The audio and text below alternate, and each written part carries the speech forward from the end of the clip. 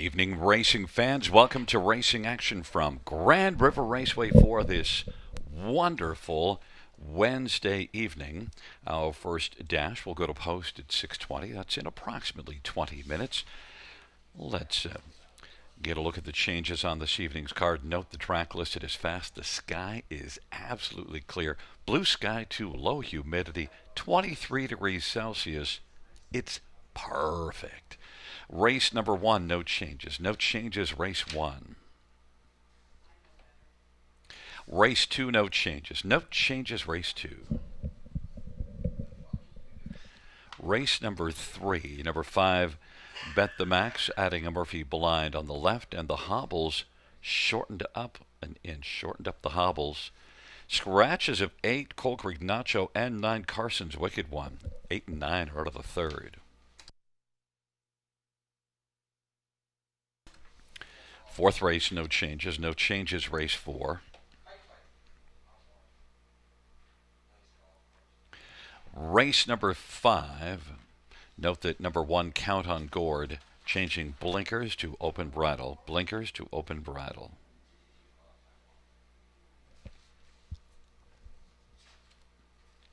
Race six, no changes. Race number seven. Number two, Make Me a Legend. Blinkers to blind bridle. Blinkers to blind bridle. Race number 8, number 4, Aboriginal Blue Chip, is scratched. And scratch number 8, Jim's Rising Sun. Note that number 10, What's Up Mikey, is going to score post 4. Race 9, no changes. No changes, race 9. And in race number 10, scratch 8, Dylan's Vet, and scratch the also eligible. Once again, reviewing races 1 and 2. Race number 1, no changes. And race number 2, no changes. It is now 17 minutes to post time. Time to welcome in our co-host and handicapping expert, I believe, live from Western Fair. A London bureau chief. Got the blue on with the blue background. You're looking sharp there, Sugar. And listen, today we had the draw for next Monday, so we've already got it down. We have 12 races in. You were right that Bojangles is here as well on next Monday. So how you doing, buddy? Yeah, I'm doing wonderful. And yeah, we'd all be looking forward to saying it's your racing day at Grand River Raceway. And yeah, I have yet to look at the card, but as you mentioned that, I'm gonna take off here in a bit, maybe print out what we've got going on for Monday as far as harness racing talent. There's going to be a lot of very nice horses, a lot of big races, and it's going to be a whole lot of fun, right? Yeah, that Bojangles won division of the OSS Gold with 8 in it, and he drew post position 6. And then we have the Battle of Bells is the 11th race. They haven't named the drivers yet. I mean, well, we've still got drivers with some choices as it was yesterday, but that's tomorrow by 10 a.m. is is when the drivers have to make their picks. And then the 12th race, the Battle of Waterloo. And by the way, looking at that Battle of Waterloo, I think the obvious standout will be Go-Go Gadget, because no other horse in there has a win in an OSS Gold, and Go-Go Gadget has 2 wins and a gold, is a perfect 3 for 3 on the dance card.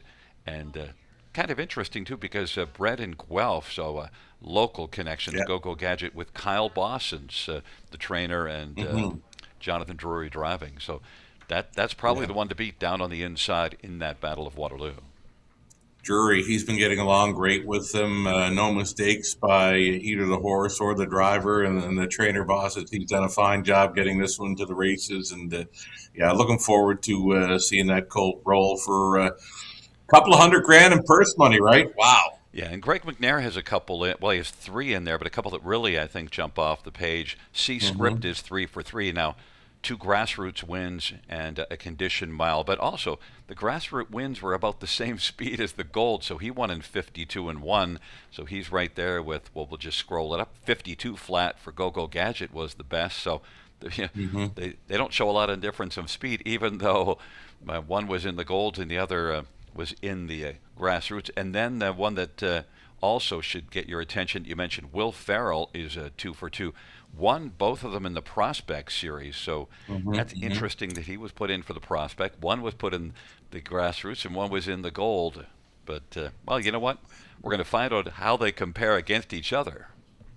Yeah, it's just a pretty big difference, though, Gary, when you go $100,000 gold versus a grassroots type and then a prospect. I mean, those grassroots and prospect, they're going to have their hands full with the Ontario Sire Stakes gold types. Yeah, and so that will likely be the favorite there. And then, as you mentioned, in the 11th race, Monte Carlo is going to be the favorite after what we saw, I believe.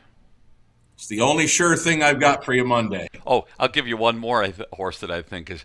You got to believe that Bojangles will be the favorite.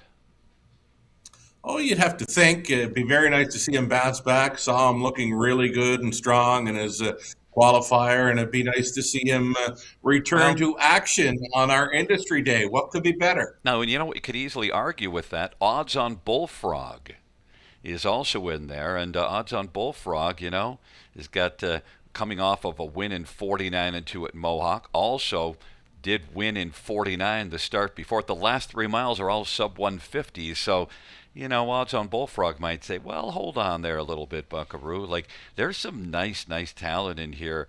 Uh, so, it's I'll not tell like, you what, on a real nice day, if Bo Jangles is anything close to himself, he'll give 48 a skier.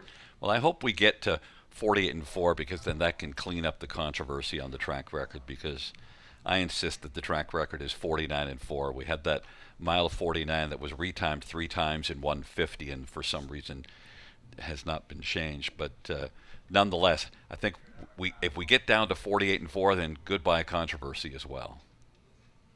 Out the door. And I'm a person who doesn't like controversy. No need of it, right? Not really. It's a I don't simple mind a little game. controversy. It makes life interesting. Come on, man. You know what's going to make it interesting? We're going to look at the Big Five coming up in about 4 minutes. We're going to be back here at 8 minutes to post, and you're going to give us all the wisdom on the Big Five. Let's go.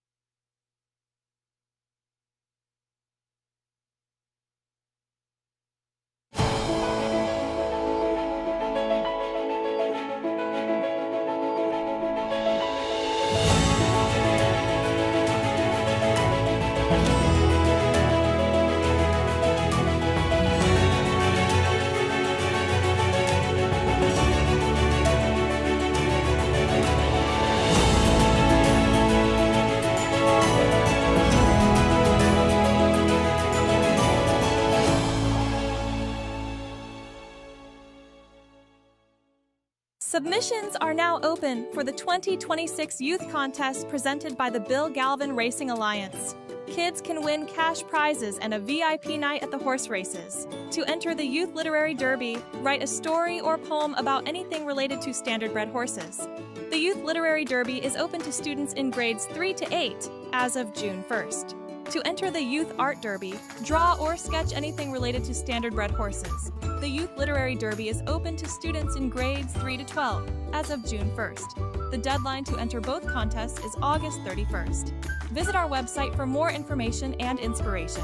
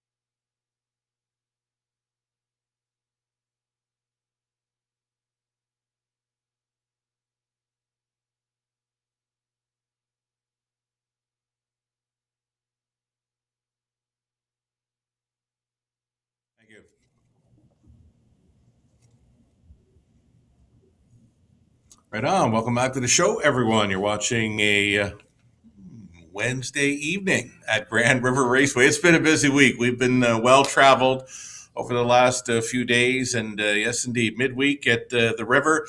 As mentioned by track announcer Gary Guy, what great weather conditions. He's saying very low humidity, clear skies, 23 Celsius. Sounds like a beauty of an evening for a horse race to me. We've got, 10 dashes on tap here this evening, and we're getting set to dive into some Pick 5 ticket ideas, courtesy of yours truly. Got one for track announcer Gary Guy, another for friend of the show, Connolly Ecclestone. So let's go ahead and bring up these Pick 5 ticket ideas. So right off the bat, we're Indigo, and kind of a pricey ticket, right? Yeah, I've opened up the wallet tonight. $32.40 for a 20-cent wager on what I've got mapped out for this early Pick 5. I like the chances for the 1, 2, and 9 in the opener, Finding My Way, Bullfighter at opposed to, and then the treading spot for Supersonic Bullet. The current favorite right now is showing the 3. I'm from a beach, missing that one on my ticket. Over to race number 2, I went the way of 3, 4, and 6 in there. We've got Arson Sealster covered along with Aaron Wood, Big Mac, and Dad. Dad has come back to try another shot at the river after just missing to DA Let's Boogie last time. Over to the third race, 3 deep in there on a 1, 4, and 5. Key scratches in there. The 8 and 9 came out. So for me, 1, 4, and 5. The fourth race, on the rail with Play Something Sweet, also including 5 Espresso Beans and 6 Calico Sealster, 1, 5, and 6. And on the end, let's go with a couple of, kind of heavy favorites on the morning line. Lion's Moon Shadow and Better Talker, both showing some 53 and 54 speed in recent starts over Grand River Raceway. Again, $32.40 on a 20-cent wager. We open up the wallet this evening to chase down this early Pick 5 at the river. $5,000 guaranteed pool in play. Track announcer Gary Guy standing by, and I know that he can find a cheaper way to cash in on this Pick 5 play. Yeah, well, I opened up my wallet too. Problem is, all that fell out was $7.20. Because I don't have your kind of money. So listen, I narrowed it down. Although I went 3 deep, just the same as you did in the first race, but I've got the 1, Finding My Way is your second choice. I also added the 2, but I added one that you're not liking, Playoff Jimmy. And I'm throwing in Playoff Jimmy in there as well. You're chasing a big long shot in that one, Gary. Yeah, we're hunting, and we're throwing in Playoff Jimmy. And in the second dash, I'm just alone on 6 Dad. Who's your daddy? Dad, I think, is gonna show that field a little something. The third race, all I have is Bet the Max, and Big Boy Ballykeel only went to 2 deep instead of the 3 that you went. In the fourth race, we got the same 2, the same top 2, and that's where I left it at the 1 and 5. I didn't add Calico Sealster. I went 2 deep. And in the fifth race, I made a mistake. Probably won't matter because I probably won't be alive by there. I should have added the 4 onto the end because that would have made my $9.60. And how could I have left out Scotty Coulter and Kenny Oliver?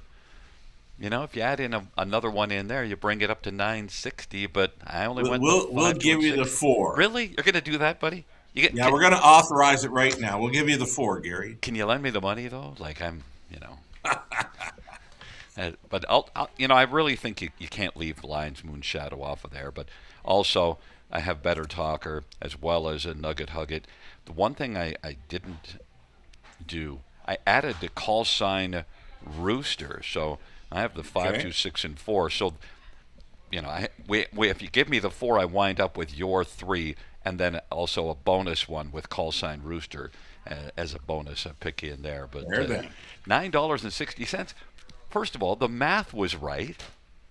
Yeah. I could have just, what the hell was I thinking? Well, I'll tell you what. 960 is your number, man. Yeah, I'll tell you what I was thinking. I wasn't thinking because I don't believe that you can leave off Lion's Moon Shadow out of the fifth race. So you've been talking that one up pretty good. But the thing is, I was an idiot. And look, that's the first time ever. I've never been an idiot before, if you can believe that.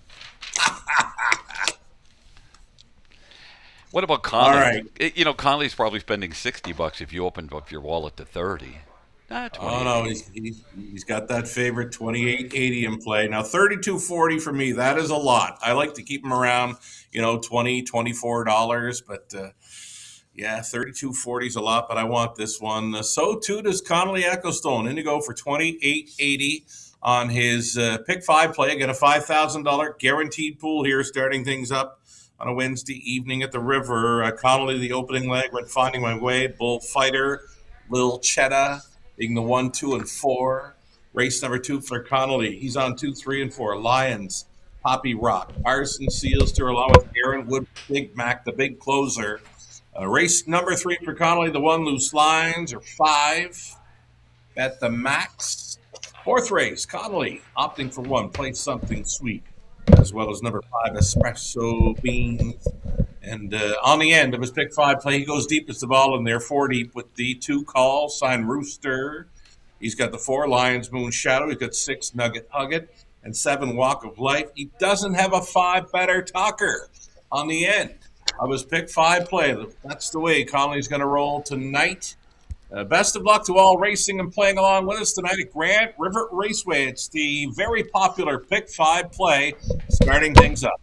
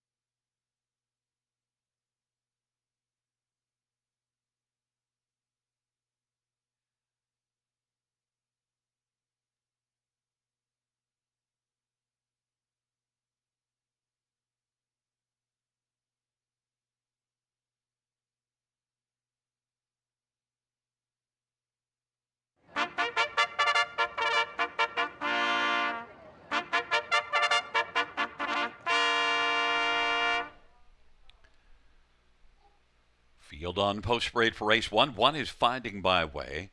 Travis Culliver, Jody Cullen, and Big Al Stable.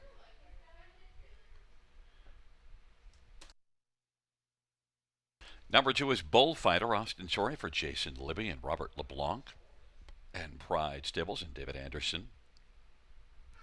Number 3 is I'm From a Beach, Sammy Filia for Luke Blaine, Determination.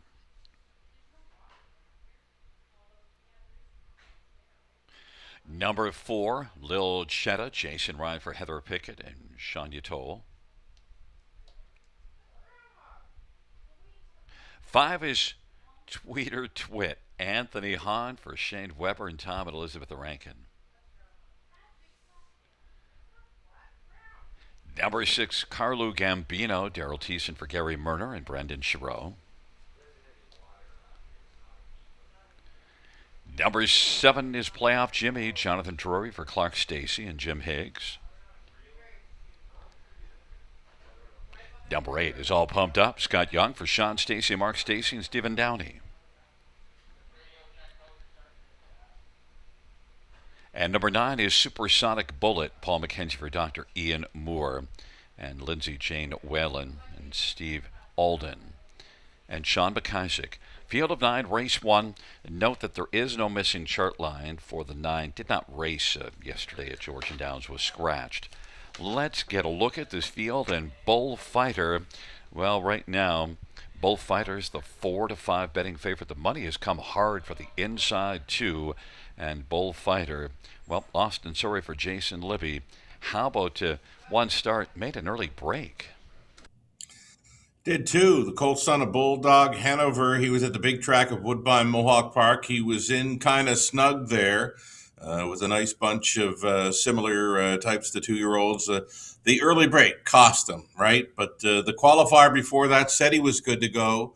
And even his initial qualifier where he finished 4th, he flew home in 26-4. So there is a big motor under the hood of this Jason Libby trainee, number 2 Bullfighter. Love the name, by the way. I think I might have called Daryl Thiessen the Bullfighter a few times up in Clinton a few years ago, but you've got him pegged as, Daryl Thiessen. What do you call him here at the river? Double Barrel Daryl.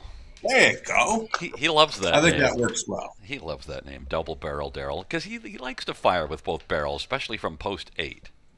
Oh, big time.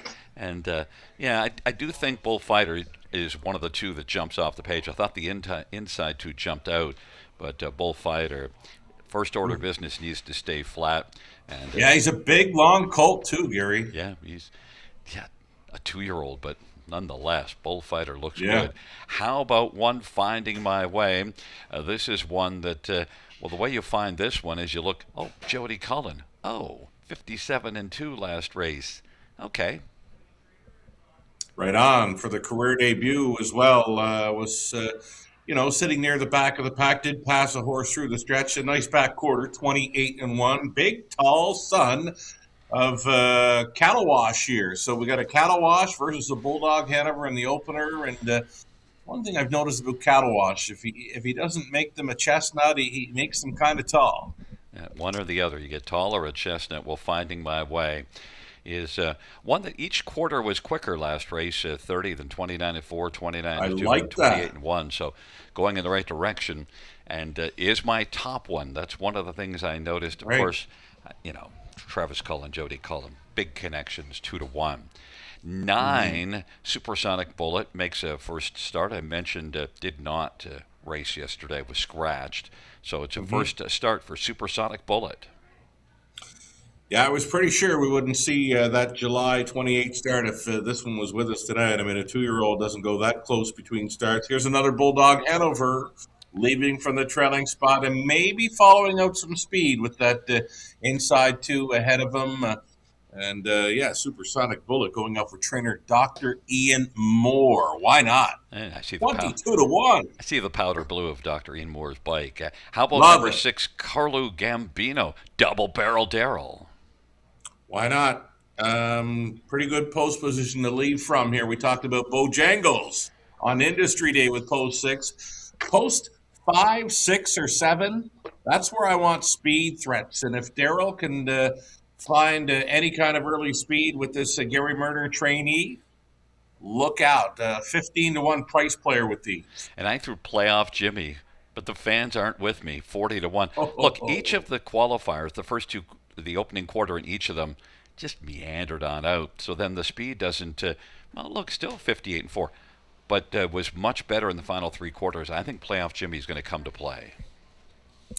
He might. What do you think of the Luke Blay, Sam Philly on Determination? Better's Delight, 2-year-old at a post 3, took early action. Yeah, absolutely. It's hard to believe we ignored that one, but I'm from a beach. The only thing is 202-4 is why we didn't think about this one, but you got to always think about Sammy Filia, Luke Blay. Oh. And they're on the board right now at 6-1. Well, it's a field of 9. It's the first dash on this wonderful Wednesday. Blue skies, nice temperature there at this start. And the field for race number 1 is off and pacing, and it is I'm from a Beach leaving out. Also getting up well is Carlo Gambino.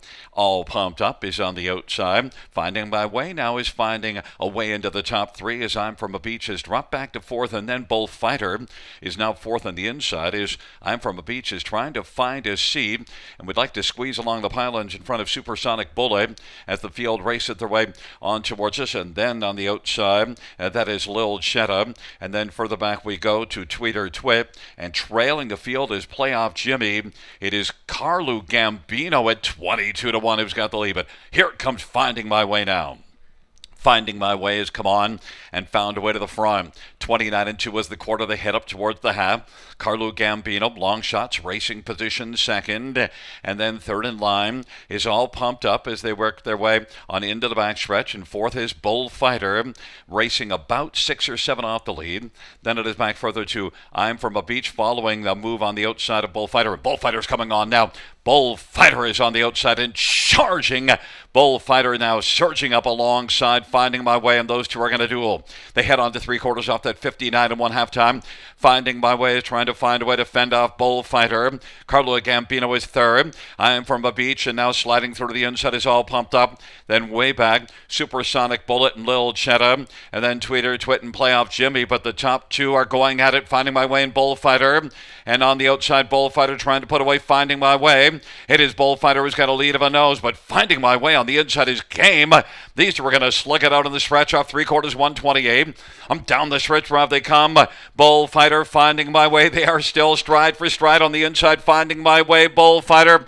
And as they come to the finish, it will be a close one, but on the inside, Finding My Way held off Bullfighter. Then Carlo Gambino went all pumped up. Mile of 157, Finding My Way, and Travis Cullen did find a way. Did you notice that Bullfighter was kind of heading out towards the fence? I guess maybe he wanted to get a burger or something. Burger or an order of fries or just getting close to the fans along the fence. What a great horse race when those two hooked up. You had a cattle wash on the in, you had a Bulldog Hanover on the outside, and they threw down throughout the backstretch and during that final quarter. And the victor would be the one, Finding My Way. And as you mentioned, number 2, Bullfighter, got the drifts coming down the stretch and began to wander, but he was still coming strong. I mean, maybe a little tinkering with the equipment for next time out, but Bullfighter, big motor under the hood. Yeah, and that's also a great. I'm sure Jody Cullen will be happy with the win, but also what you want when you get these 2-year-olds is you want to see them really compete hard, and that was, I mean, Finding My Way had to work really hard to hold off Bullfighter. You want to see them compete, Gary, and you don't want to see them finishing tired. These two colts were really full of themselves. I mean, they kept on flying towards the finish here. That's great to see. Yeah, and there's Travis. Yeah, a couple leg tats. You know, in case there's any flies in the back of the horse, you'll swat them off there. That's about all that is. I thought it was going to be. Wow. I thought it was going to be a tight bit closer than that because the two was coming so hard, but it's just that Travis's horse really dug in. Yeah, and you know, with very, like you said, very little urging. The one Finding My Way is going to find his way to the winner's circle here. Again, loved seeing that battle during the final quarter, neck and neck between a cattle wash and a Bulldog Hanover. Yeah, and the tote board tells the story, and the race confirmed it. A pair of 6-5 horses drew all the money and then raced like it was just a 2-horse race. Indeed, that's what they did. You know, we mentioned Daryl. Double-barrel Daryl right off the car with that Gary Murner trainee, and he found some speed, and he was able to finish third at a big price. So one to look for next time. Absolutely.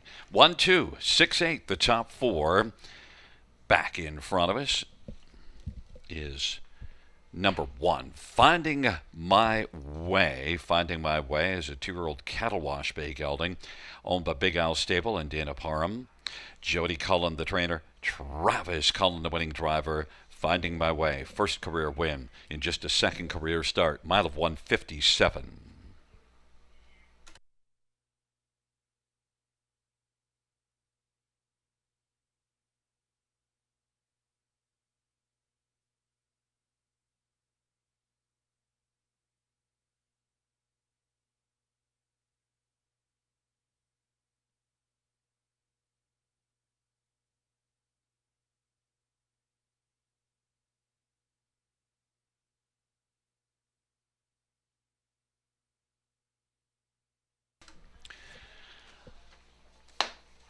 Payouts 1, Finding My Way, 442, 42, 32, Bullfighter, 210, 210, 6, Carlu Gambino, 550, $2 Exactor, 1150, Dollar Try, 85.55, Dollar Super, 394.80, 20-cent Super, 78.96.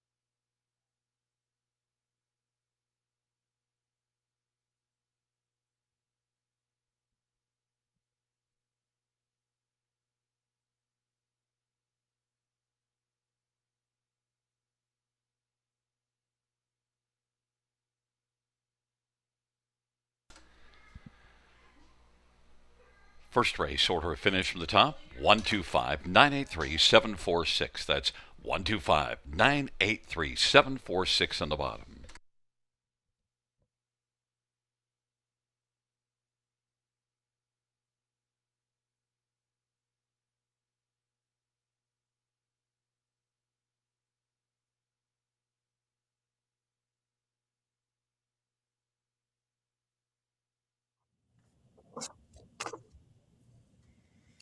Ready, just a few minutes away from the upcoming second race, Grand River Raceway, with an early pick 4 on tap in race number 2. Here's another guaranteed pool. This one at $2,500. Early pick 4. Ticket suggestion for me looks like this. 3, Arson Sealster. 4, Aaron Big Mac. And number 6, Dad. Dad should be a speed threat once again from that outside gate. Third race for me, I'm on the inside with the loose lines, also including Bernoulli. And the 5, Bet the Max. Fourth race, 3 deep in there with a 1, 5, and 6. And on the end of it, we'll try the morning line faves. Number 4, Lions Moon Shadow, as well as 5, Better Talker. So for this early pick 4 play, $10.80 on a 20 center. Gary Guy with an early pick 4 ticket suggestion as well. Let's bring up Gary's pick 4 play. Singles up, number 6, Dad. He loves Dad to take race number 2 of 10. Paul McKenzie driving there for Dr. Ian Moore. Third race for Gary. He went the way of 5, Bet the Max. His top selection is Plan B in there. Number 2, Big Boy Ballykeel. Fourth race for Gary. He's on the 1 and 5. Play something sweet with espresso beans. And in the end, that's where he's going to go deepest of all. His top selection being the 5, Better Talker, also including 2 and 6. I know he wants the 4 in there as well. $2.40 on a 20-cent play for the early pick 4 and Gary Guy. One more ticket for our friend Connolly Ecclestone, who's really looking forward to Industry Day at Grand River Raceway coming up on Monday. It's the matinee Industry Day card. Big one, 12 dashes on tap for Connolly. In race 2, the early pick 4 starting up, he went the way of 2, 3, and 4. That's Lions, Poppy Rock, Arts and Sealster, and Aaronwood Big Mac. Then he's on the 1 and 5 for both races 3 and 4, and he elects to go deepest of all in race number 5, the likes of 2, Call Sign Rooster. He's on the 4, Lion's Moon Shadow, and also including 6, Nugget Hugget, and 7, Walk of Life. $9.60 on a 20-cent play if you want to go along with Connolly Ecclestone's early pick 4 at the River. Good luck.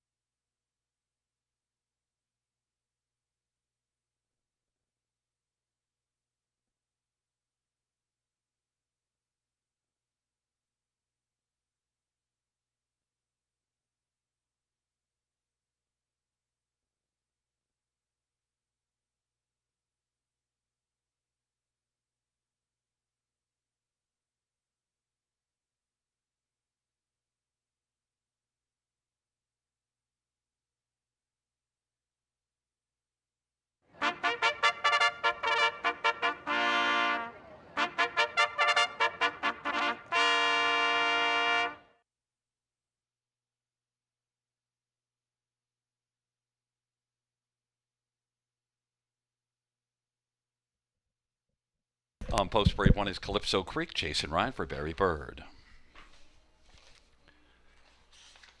Number 2, Lions Poppy Rock, Scott Culliver, Ken Oliver, and 3 Lions Racing. And number 3 is Arson Sealster, Daryl Thiessen for Jamie Copley, and Kimberly Eaton, and Daryl Tingley, and Dwayne Tingley. Number 4 is Aaronwood Big Mac, Lauren House for David Omicelli. 5 is Long Shot Panic, Nick Boyd for Wayne Smith.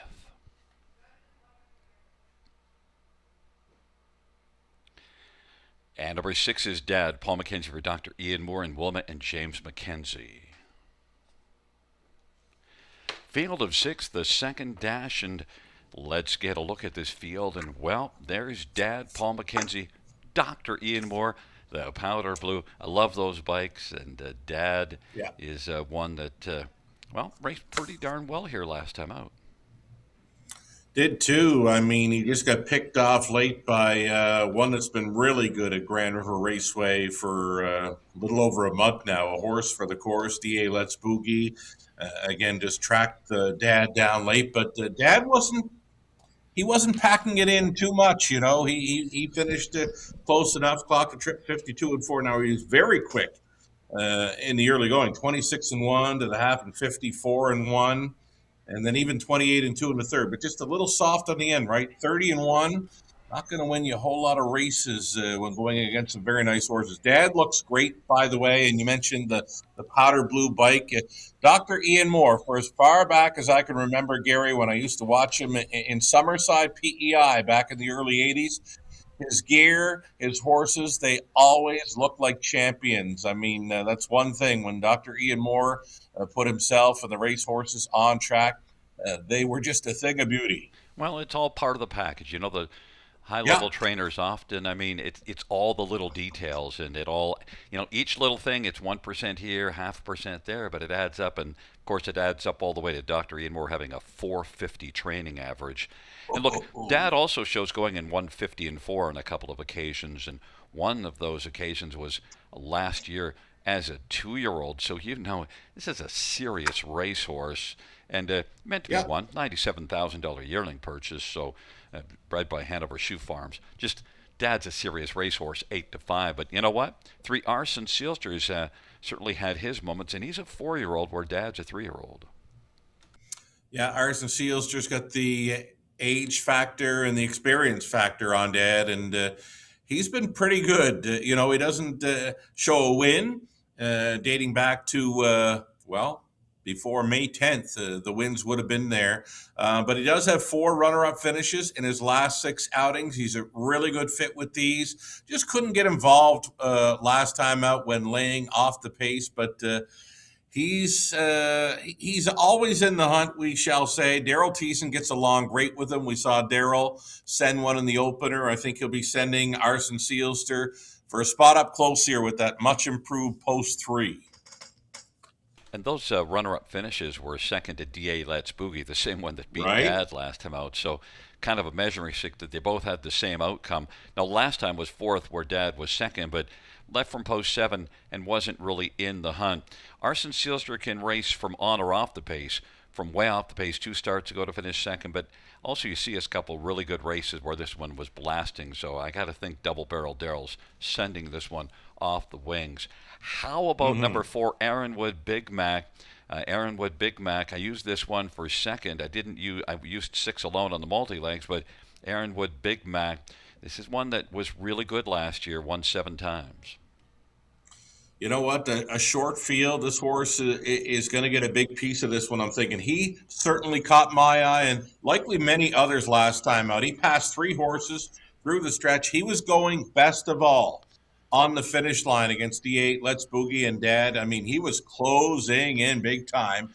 2-1 second choice currently. Again, a shorter field. He's not going to be too far back here, and he is certainly rounding into form with his 3rd start back off a brief layoff. Yeah, he ran into some problems, made some breaks, and then got on the vet list. So clearly he needed some attention, and he got that attention, and it looks like he's going to do very well here. He's got a lot of attention on the tote board, too, at 2-1.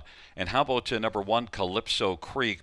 One with a bit of gate speed on the inside that probably will be at least in the hunt somewhere along the way, because I think we'll get off the gate well from the inside. Jason Ryan at Grand River Raceway at a price. I'm going to be chasing Jason all meet with these types of horses. We saw him upset there last week with Chicanery, sending her to the top, and would not get caught. So, yeah, I'm going to be looking for price players for Jason Ryan in the weeks ahead. This is one of them, 17-1. The money's It's a pretty tough go, but this is a nice bunch of horses, and he is definitely one of them. The money's pretty seriously come for the 3, 4, and 6 with Dad, the 6 horse, as the favorite. It's a field of 6, the second dash.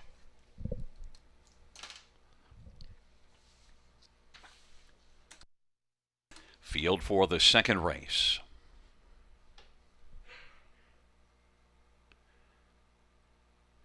He's at the start of the rough, and Long Shot Panic broke stride.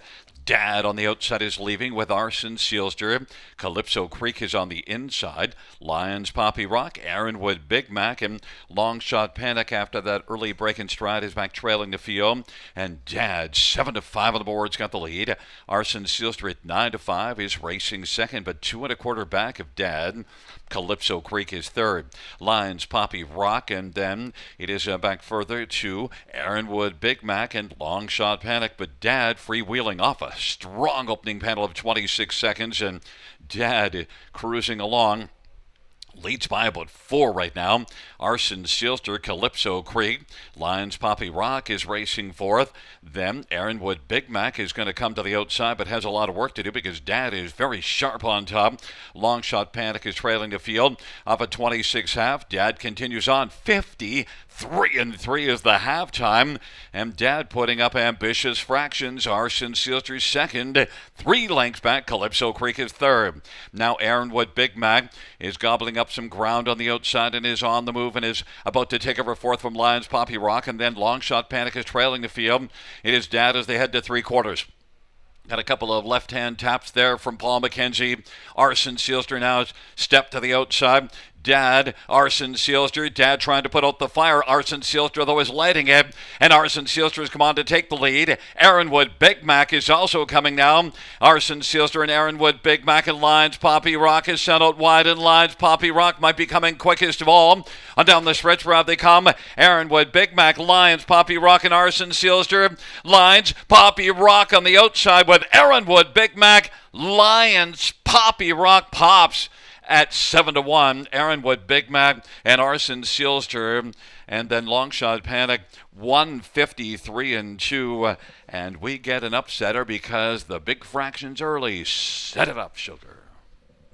Wow, 53-3 half would for sure set it up for a closer, right? And Scott Coulter laying off the speed, and even when horses began to move, like Aaronwood Big Mac flushing out Arson Sealster, I mean, they were attacking going into the final turn, and Coulter still sitting chilly, waiting for the stretch drive when all the action happened. He swooped them, Gary. He did just that. Yeah, by the way, the Inquirer sign is up pertaining to the break of 5 Long Shot Panic because, as you see the slow-mo, did come on after that early break to finish fourth. But I thought Aaronwood Big Mac maybe, but also, if you notice around the top of the stretch, I thought that Lions Poppy Rock was coming quickest of all and just was set up really nicely for Scotty. Very nice. I mean, this horse is going to go home with a new speed badge tonight. He had a 54. And 2 mark coming in. That mile was over Georgian. So 53-2 over Grand River. And you would say those miles are very similar, right? Because Georgian might be a second slower. Yeah, and Lions Poppy Rock has been a closer the last 3 races. And so, you know, if you thought that the race would go this way, then you could play this one. But really was a case where the race kind of played right into his hands. Pretty good number for this horse too, right? 7-1 will eliminate quite a few players involved in the early multi-leg wagers. And well done, Scott Coulter. Just sit back and wait and unleash. And he did unleash at that. And it's a 2-4-3-5. Back in front of us is number 2, Lions Poppy Rock, a 3-year-old Poppy Rob Hanover Bay colt, owned by 3 Lions Racing. Kenny Oliver, the trainer. Scotty Coulter. The Tan Tornado comes storming home to victory. 3rd win for Lions Poppy Rock this year, 6th lifetime. Mile of 153-2, a new career mark.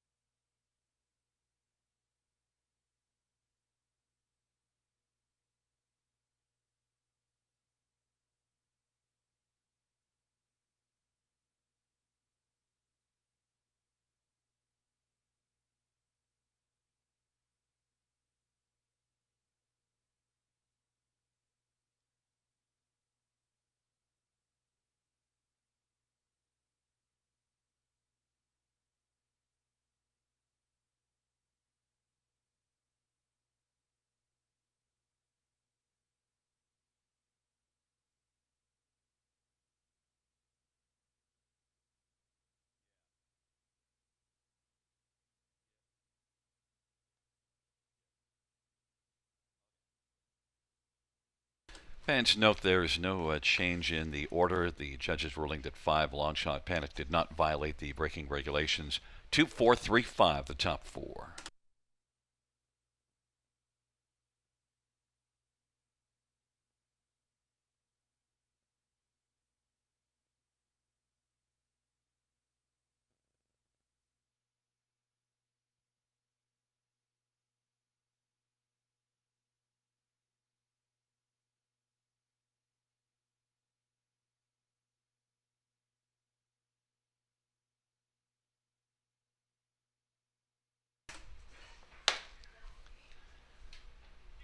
Second race, 2 lines. Poppy Rock, 1780, 643, 74. Ironwood Big Mac, 492, 63. Arson Sealster, 240.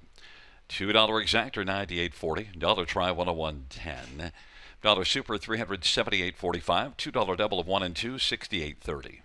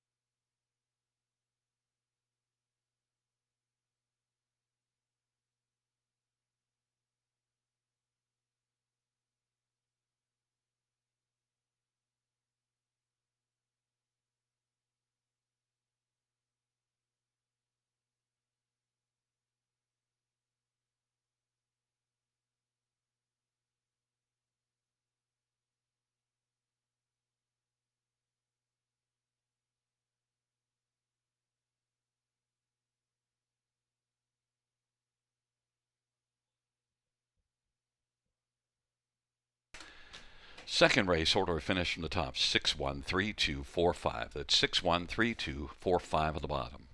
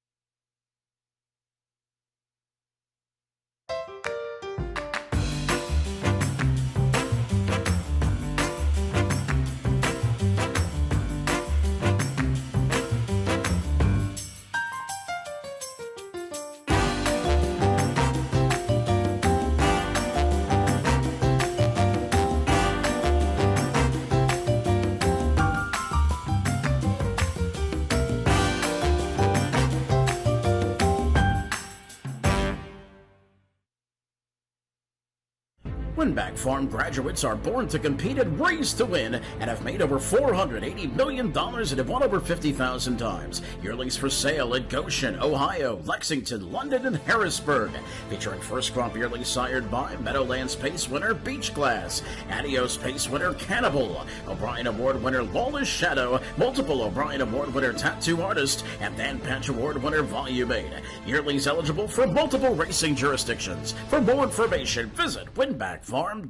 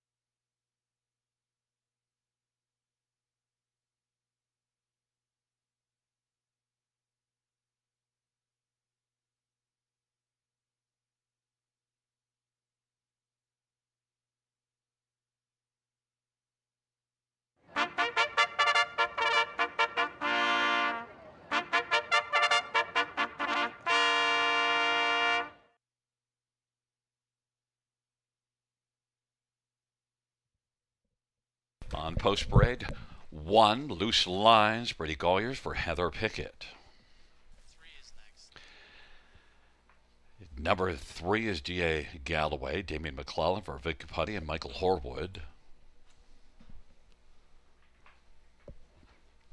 Number 4 is Bernoulli, Jeffrey Hunt for Patrick Hunt.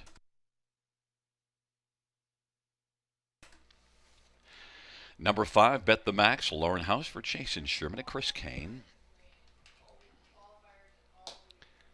Number 6, Tonino, Paul McKenzie for Mike Wade and Anna Marie Colville.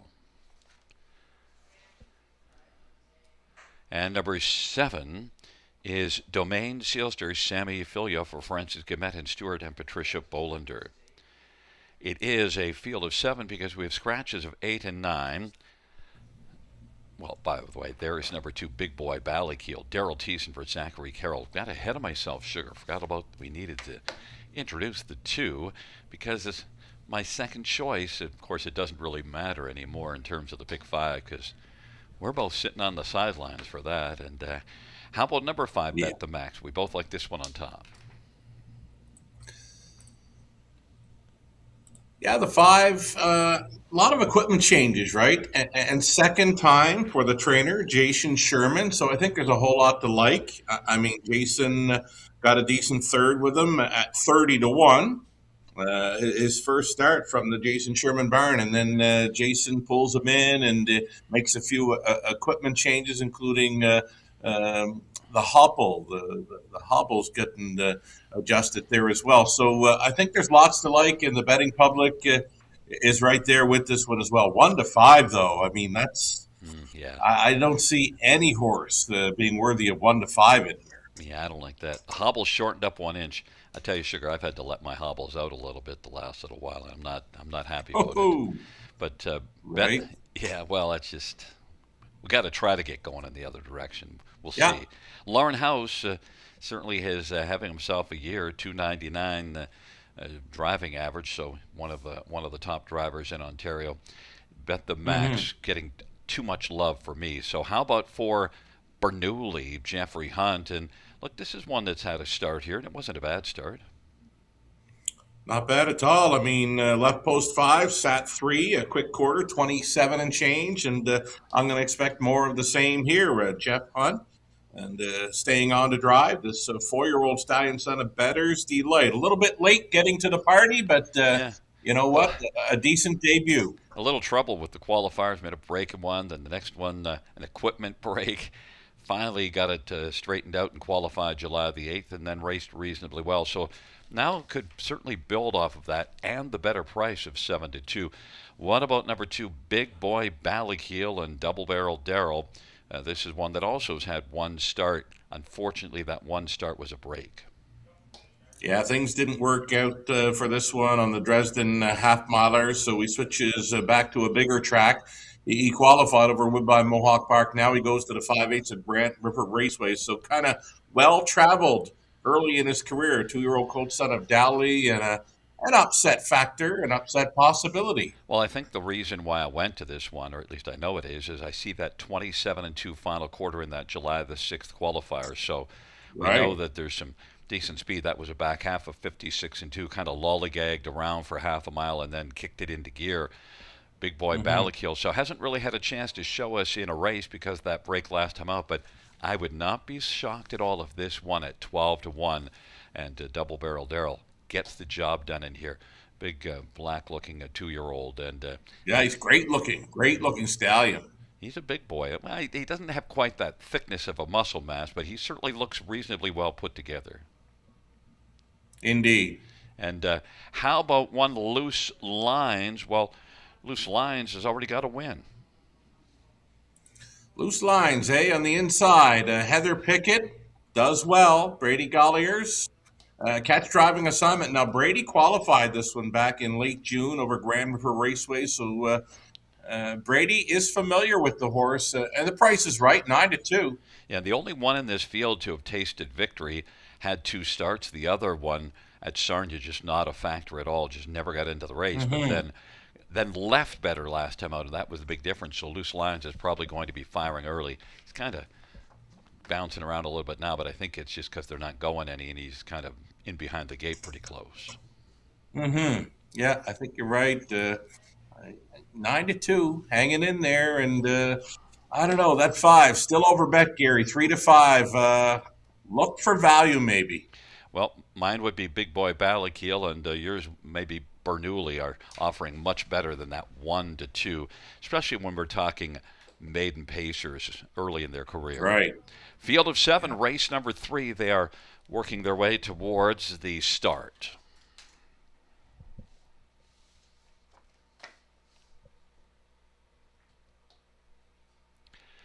Field 4, race number 3. Moving on into position. They're at the start of the rough, and D.A. Galloway is going to flash speed. Bernoulli, loose lines. Then it is Bet the Max, and Big Boy Ballakeel is taken back and is racing third from last in front of Tonino and Domain Sealster. And it is D.A. Galloway who's got the front as they race on around the turn. Bernoulli is second and is now going to slide on into the pocket. In behind the long shot, D.A. Galloway, who's 25-1. Bet the Max, though, is 3-5 on the board and is moving up on the outside now. Bet the Max and Lauren House wants to come on and try to clear to the front.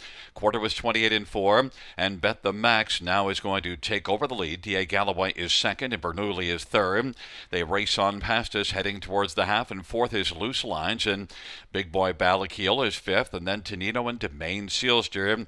Bet the Max off at 28-4. Opening quarter leads as they work their way on up towards the half. Bet the Max and D.A. Galloway keeping a watch from second, but already is 2.5 lengths back. And now Bernoulli is going to flash to the outside. Loose Lines is racing fourth.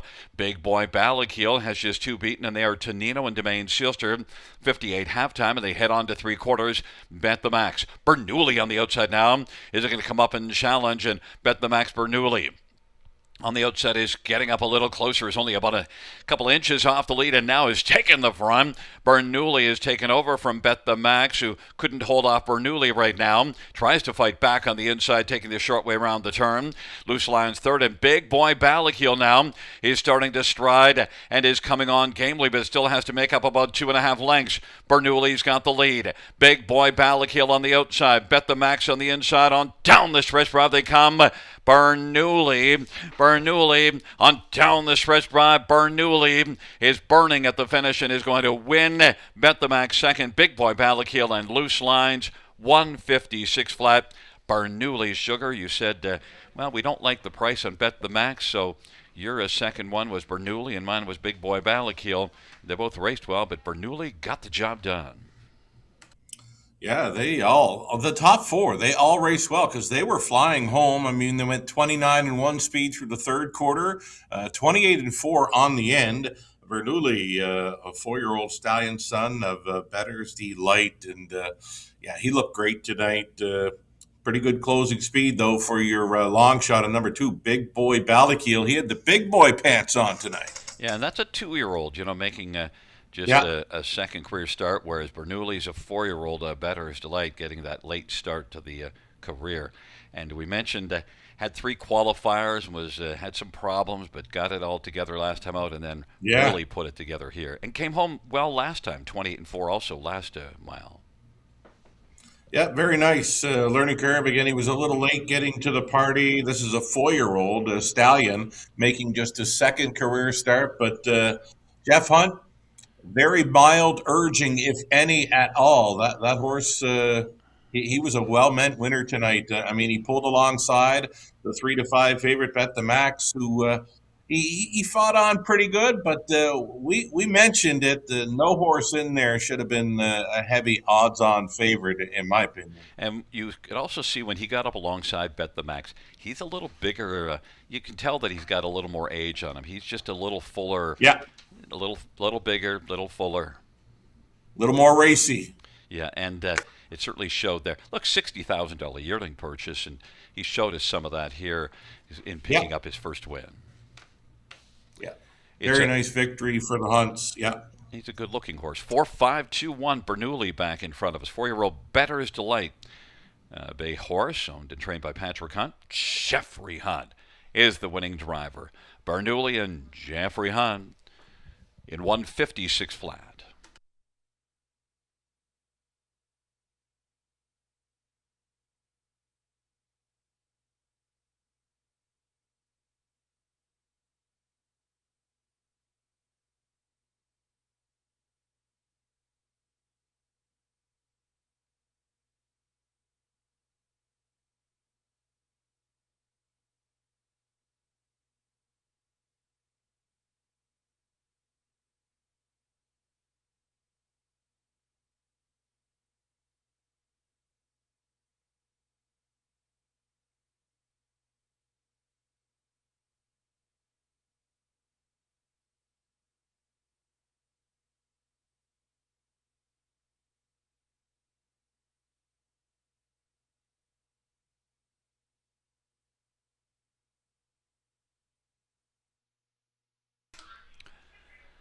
Third race, number 4 Bernoulli, 673 10 210.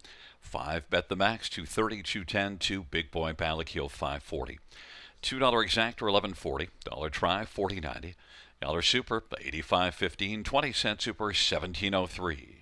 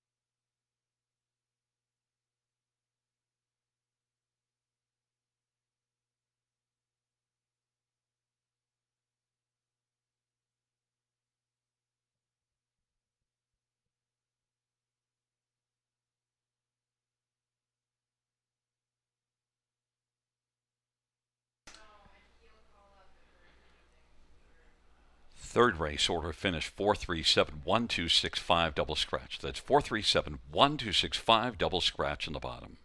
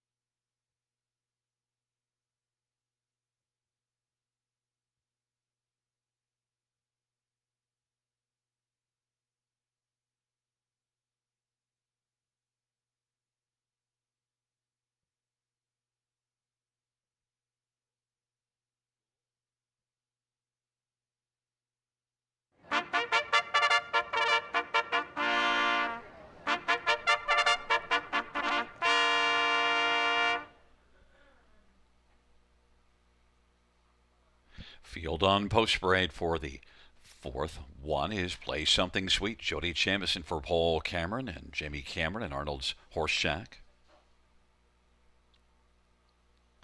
Number 2, McWicked Move. Paul McKenzie for Brent Dunbar and Dorothy Dunbar. Number 3, Marlene's Legacy. Brady Collier for Chantel Mitchell and Judith Taylor.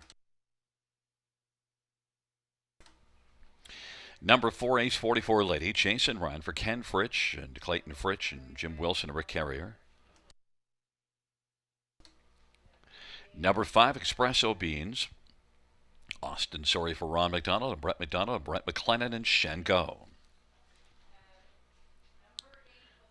Number 6, Calico Sealster, Daryl Thiessen for Josh McKibben and Kim Smith.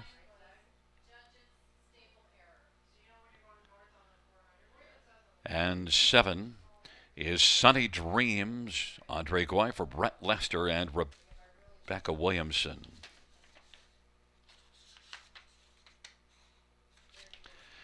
get a look at this field. We're just a couple of minutes to post time. Number 1, Play Something Sweet. Well, you won't get a sweet price, Sugar. 4 to 5. Yeah, Jody Jameson, driving 1. Play something sweet. This horse was with us at Grand River Raceway early June. Clocked up a trip in 54 flat. Now he's gone on to race at Hanover, Clinton, and Sarnia in recent starts. But this might be the spot for him. And Jody, riding kind of high after capturing the National Driving Championship Sunday. And I could tell all the guys that were involved in that driving championship, they were having a great time. So much camaraderie amongst them, lots of respect within that field of 8. They put on a heck of a show. But Jody coming out on top again. That's his 3rd national driving championship victory. Yeah, and Paul Cameron trains at this one. Paul was a driver back earlier in my career. Right. And Play Something Sweet. And Paul was a pretty good driver, actually, too. Play Something Sweet. Was, too. Yeah, this is one that raced, when that race here, June the 8th, that's a non-winners of 3. So you might look at that and say, well, 6th, but beaten 2 3/4 in against the likes of My Tide and Who Are You and Chicanery. Play Something Sweet is even money. I think definitely the one. 5 Espresso Beans, though, sent up by Ron McDonald, and this is one that improved last race. Yeah, Austin got along great with them. Top 3 finish, 55 and 3. Lots of 55 speed. Each of his last 3 starts, that's what he's got under his hood. And, going in the right direction, we'll call it, for the 5, Espresso Bean. Had a really good 3-year-old campaign. 13 top 2 finishes in 23 starts. Made some nice money, more than $2,000 a start. So Espresso Beans is one I think we've got to express some interest in. 5-2. Maybe even if the odds drop on the 1, we might have to think about that one instead of the 1. 6 Calico Sealster.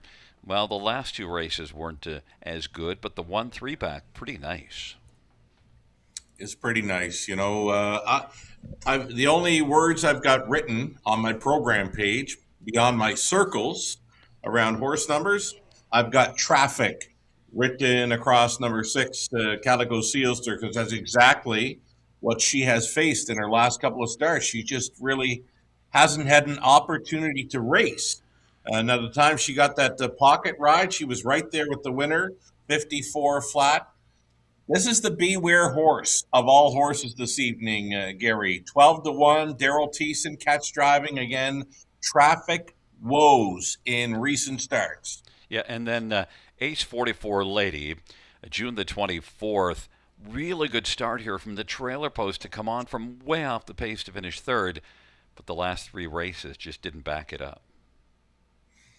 Pretty much, right? Ace 44 Lady, just off form, we'll call it, maybe, in recent starts, but did pace that trip, 53 and 3. It's right there on paper, late June at the river.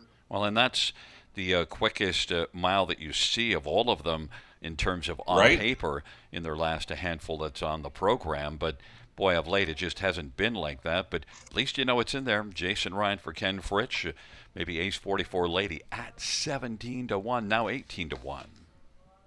Wow. Big price for that one. And we mentioned earlier, anytime I see Jason Ryan double digits, I'm going to be on it. Yeah, and I mentioned this as a non-winners of 3, but I don't think also just the same as June the 8th for Play Something Sweet. I think that was a tougher group than this one is, though. Yeah, I can agree with that. I think you're right. It's you know what? It's a field of 7, Sugar, for race. Let's go. Number 4. It's a gorgeous night here. A wonderful Wednesday as the field is wending their way towards the start. A field of 7.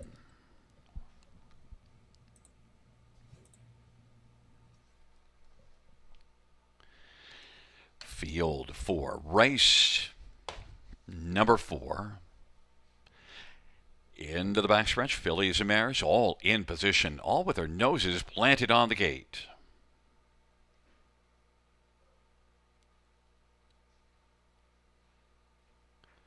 Field for the 4th race.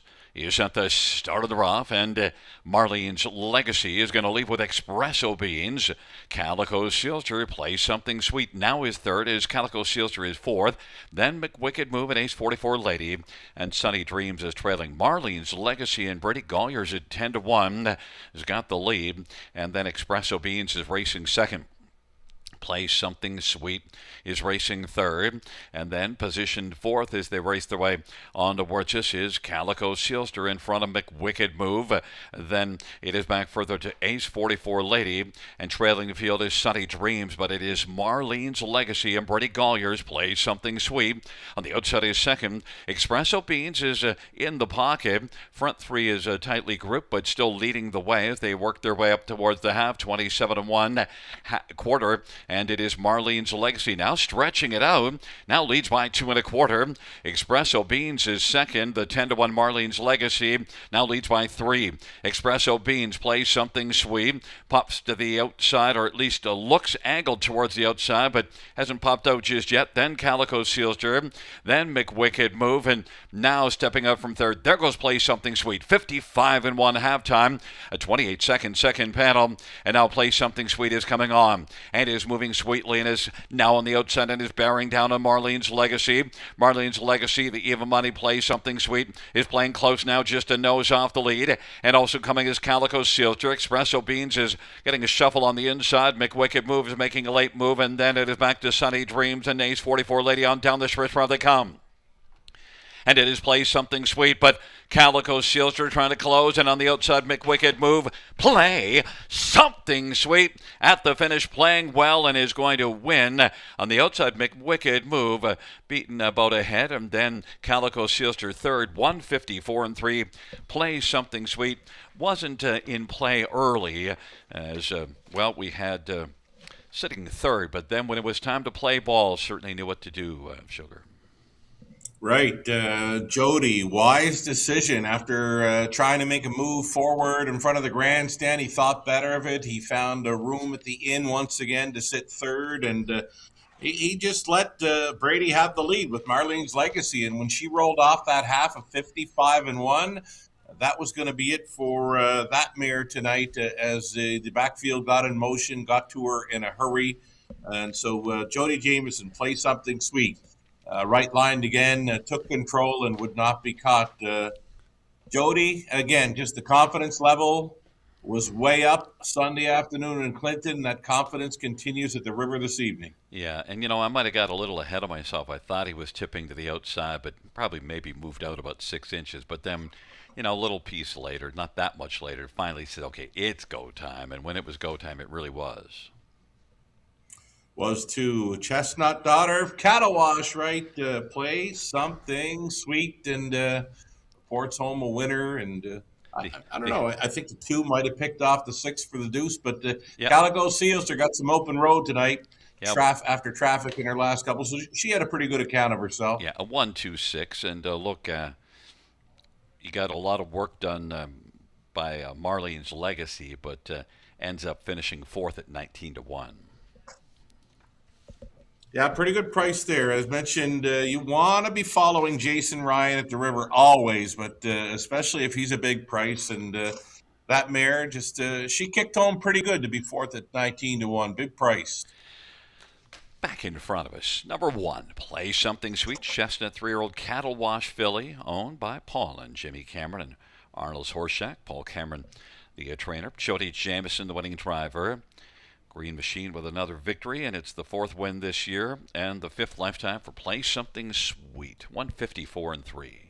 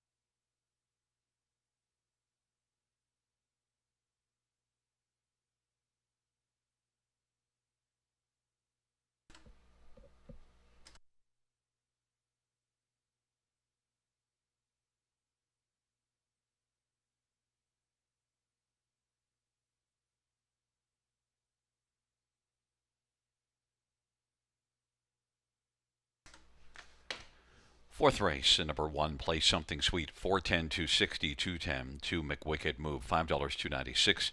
Calico Silver, 260, $2 Exactor, 15.50. Dollar Try, 17.25. Dollar Super, 64.20. 20-cent Super, 12.84.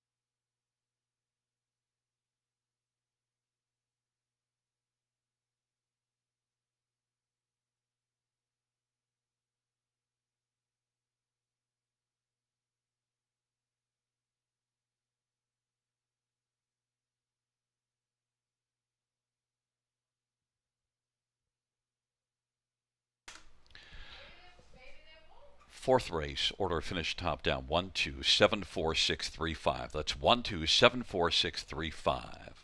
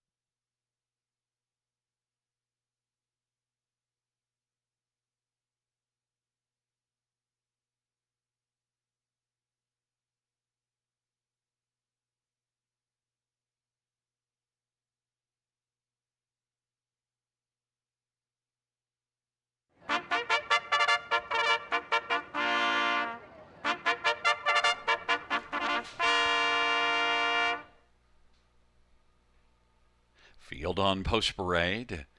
For the fifth one, Count on Gore, Daryl Thiessen for Chris Matthews and Desmond Scott and Frank Brundle and Lyons Brothers Stable. Number 2 is Call Sign Rooster, Travis Cullen for Camilla Christopher and Wayne Eric Webby. Number 3 is John Hill, Damian McClellan for Robert Kyle Fellows and Albert Plummer and Ian Kerr. 4 is Lions Moon Shadow, Scotty Quilliver, Ken Oliver, and 3 Lions Racing. Number 5 is Better Talker, Travis Henry for Chris Haskell and Don Scholdice.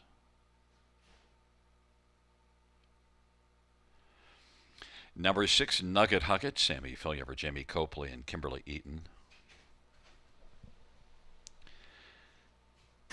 Number 7, Walk of Life, Jason Ryan for John Pentland and Gary Volpe and Alan Alber.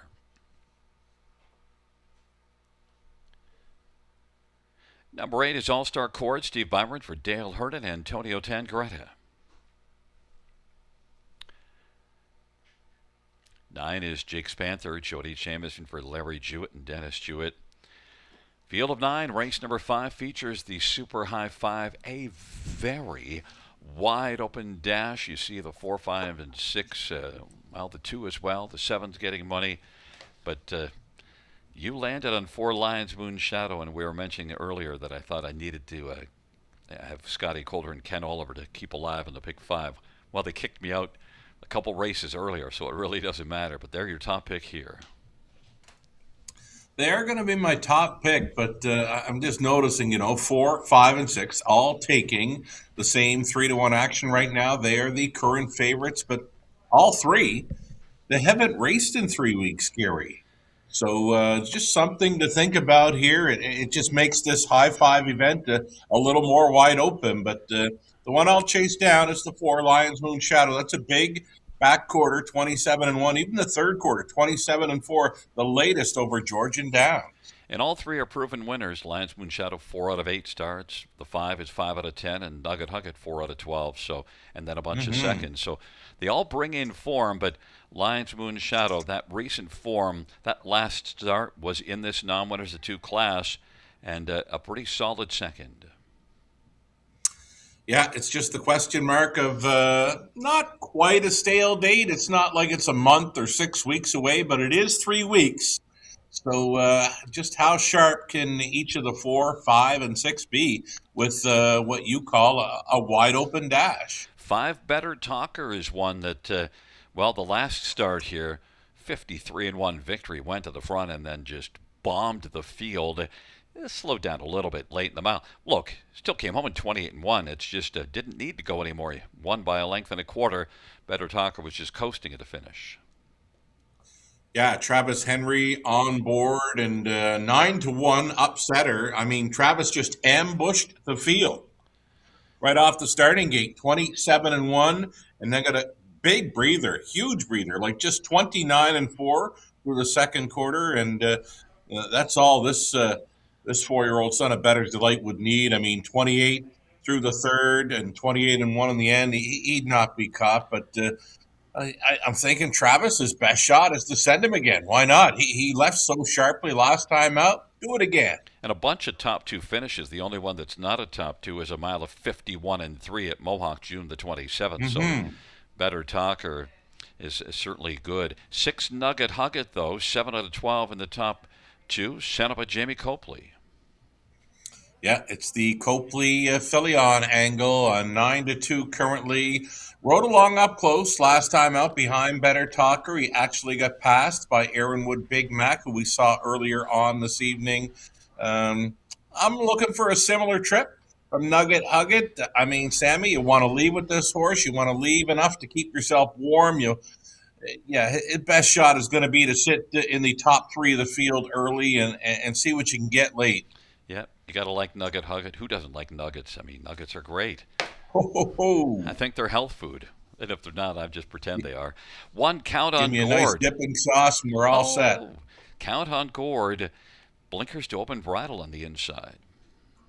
Yeah, I like this angle. I mean, coming in from the big track, Woodbine Mohawk Park, very tough bunch he faced last time out. This is a much easier spot for the rail starter, Count on Gord. And Daryl Thiessen does stay on to drive.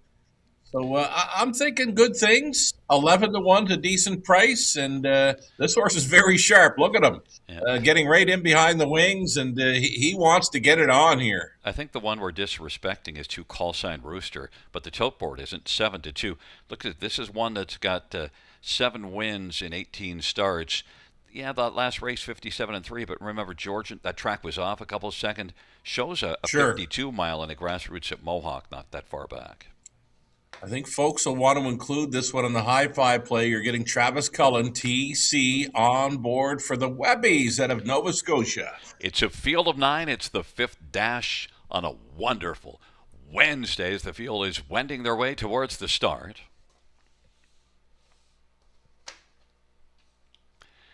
Field 4, race number 5. All in position.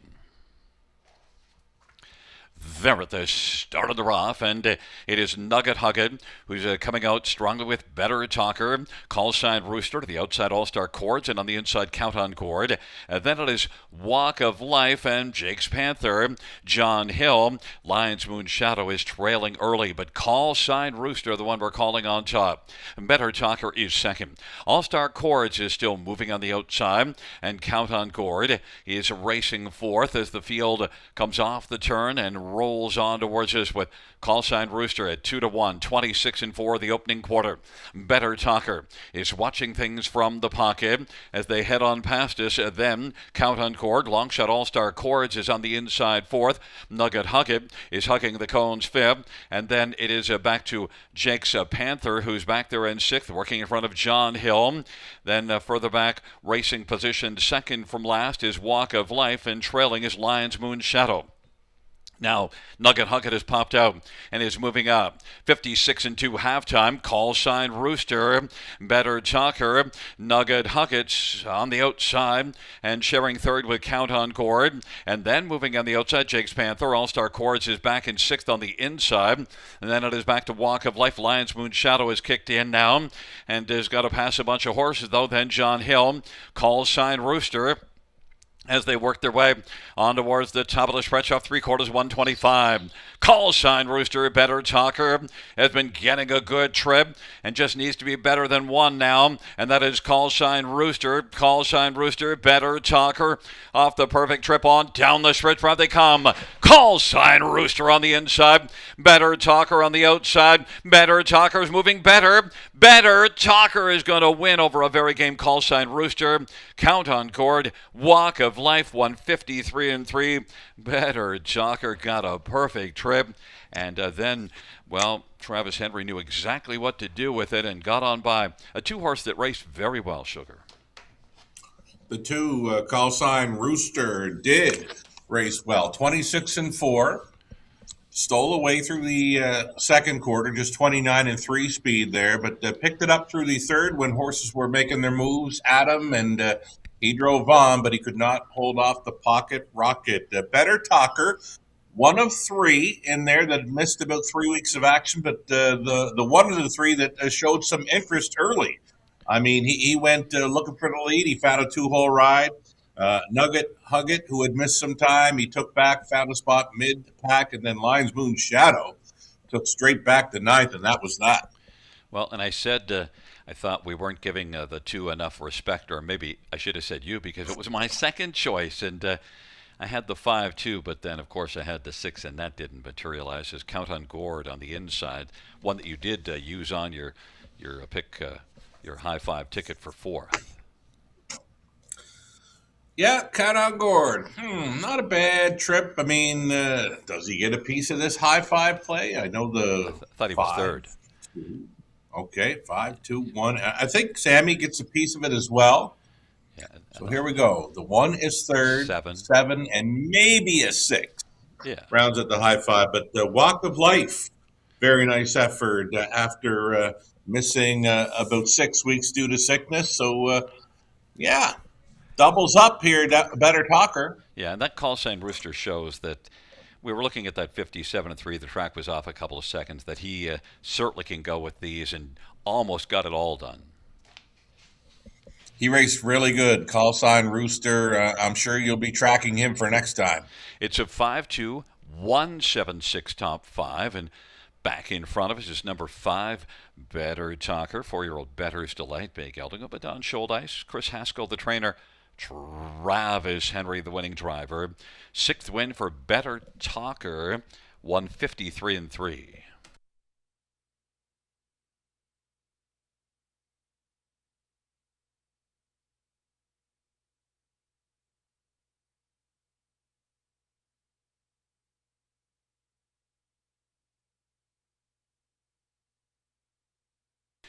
Fans, the inquiry sign will go up pertaining to one Count on Chord and a possible pylon violation. Inquiry on one Count on Chord.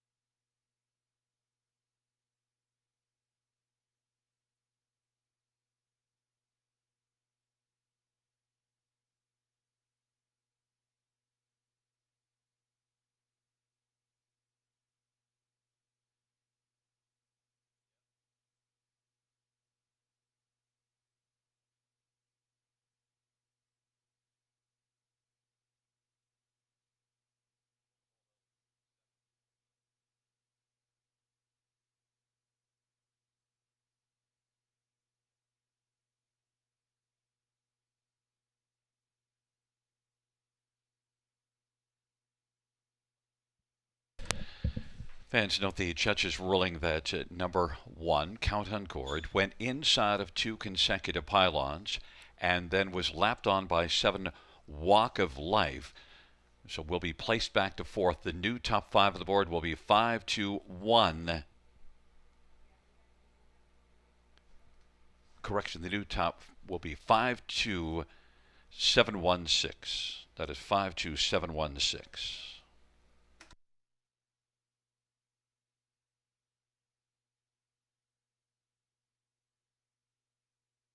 Once again, note number 1, Count on Gourd. 3rd placed 4th for inside 2 pylons, lapped on at the finish by 7, Walk of Life. 5-7-1-6 will be the top 5.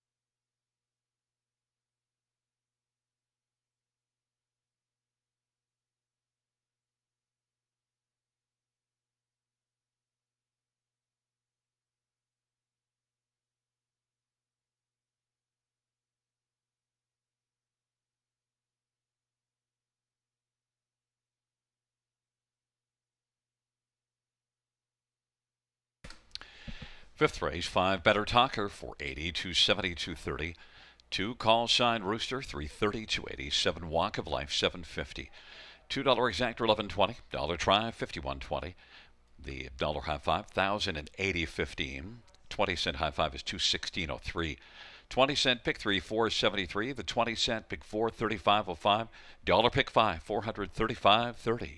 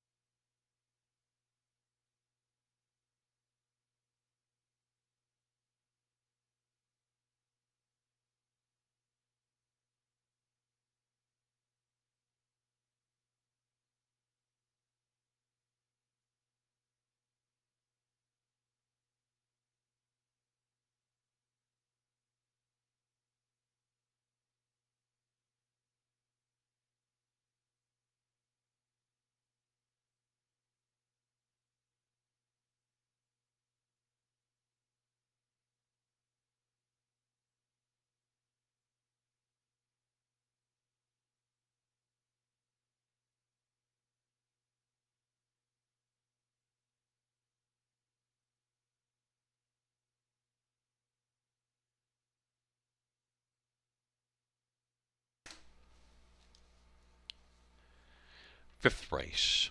Order of finish from the top. 3 place 4, 2, 7, 8, 1, 5. 4 place 3, 9, 6 on the bottom. Once again from the top down after the placing, 4, 2, 7, 8, 1, 5, 3, 9, 6.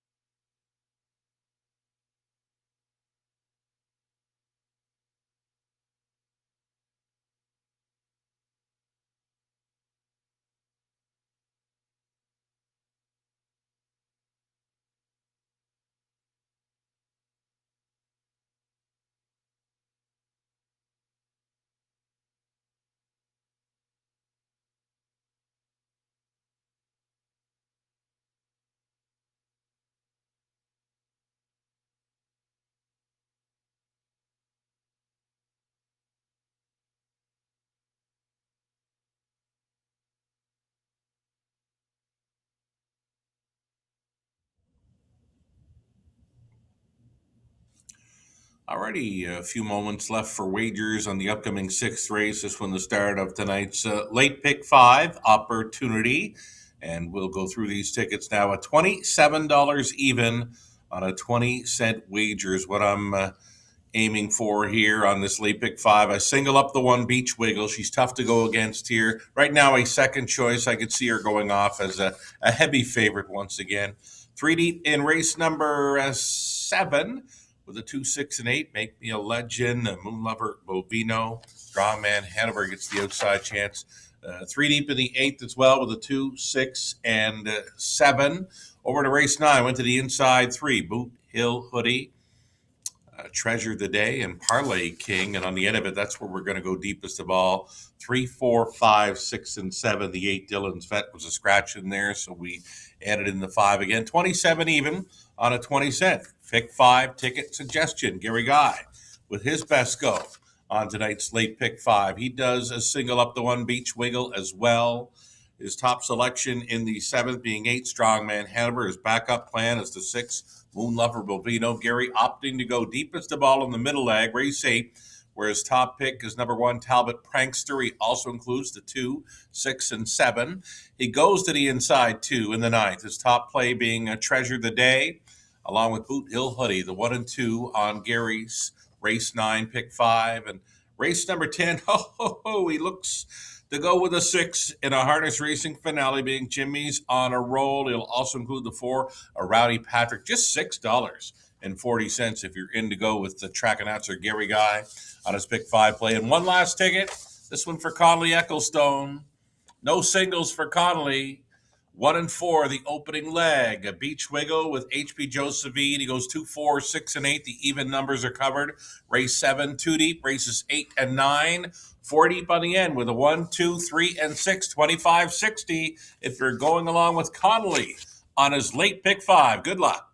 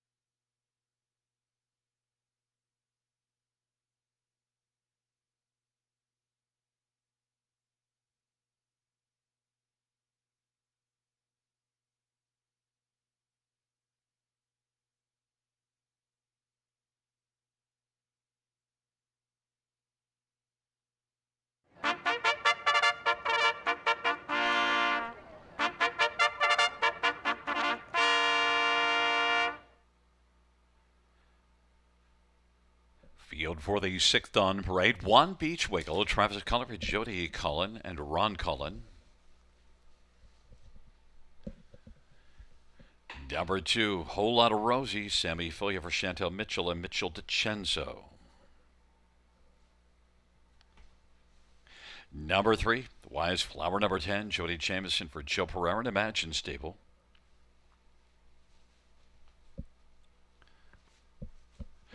Number 4, HP Josephine, Austin Soray for Gerard Demers and Claude Amel. Number 5, Playdate, Damian McClellan for Gary Murner and Stuart Douglas. Jeffrey Stewart and Douglas Dunbar.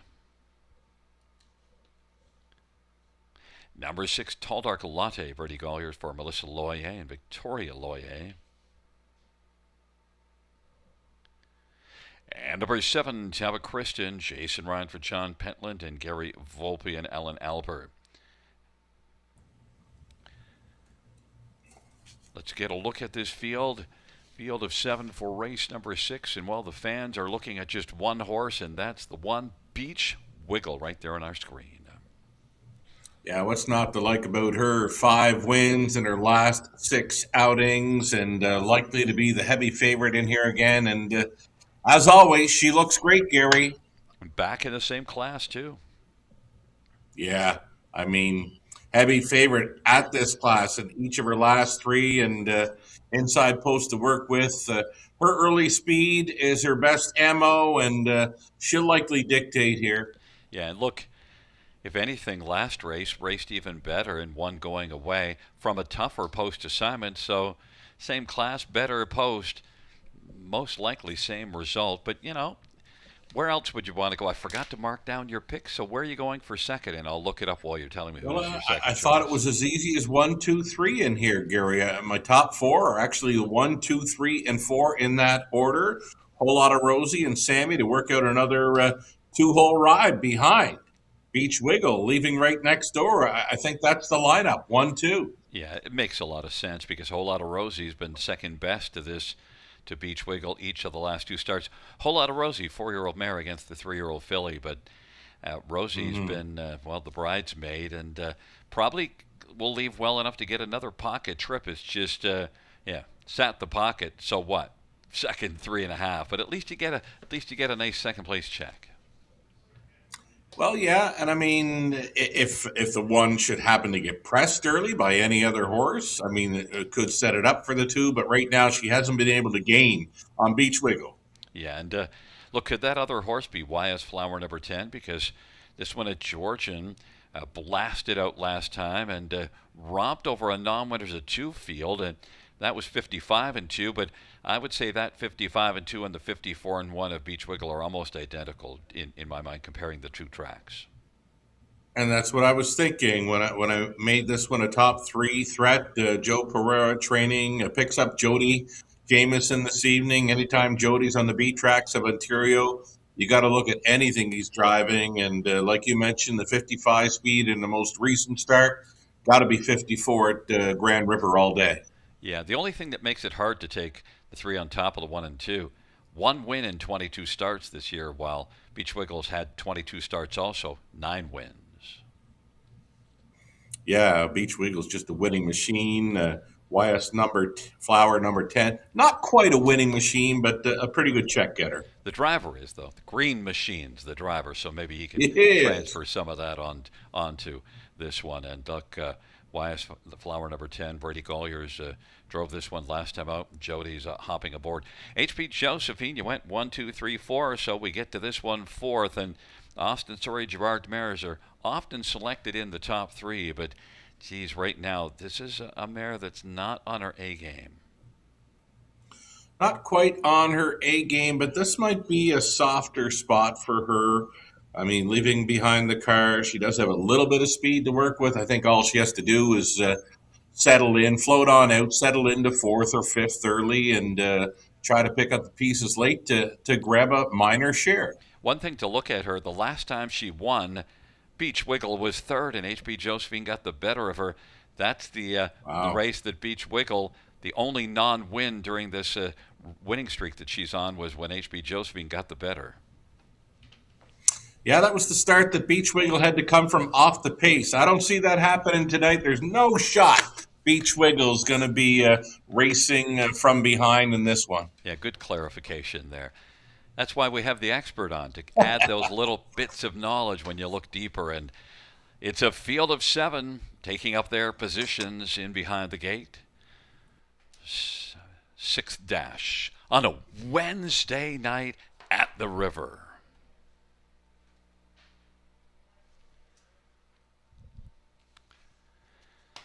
Field for race number 6.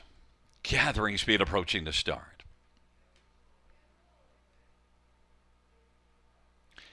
Field for the 6th race. You set this starter off, and Beach Wiggle from the inside is going to wiggle out quickly with Whole Lot of Rosie, YS Flower number 10. Then it is HB Josephine and Play Date and Tall Dark Latte and Talbot Kristen. And it's Beach Wiggle with the early lead.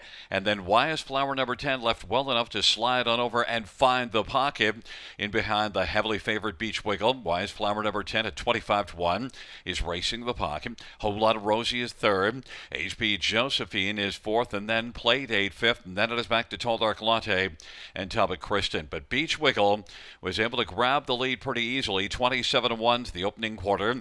Beach Wiggle, YS Flower number 10, Whole Lot of Rosie, HB Josephine, Play Date, Tall Dark Latte, and Talbot Kristen. Of a 27-1 opening quarter, the field heads their way on into the backstretch, and right there sitting in the pocket, YS Flower number 10. Whole Lot of Rosie will stay on the inside as HP Josephine is going to work first over. Play Date on the outside. Then Tall Dark Latte and Talbot Kristen, half 56-4, and Beach Wiggle lets it out a notch, leads by 2.5 or 3. HP Josephine has moved up to take over 2nd.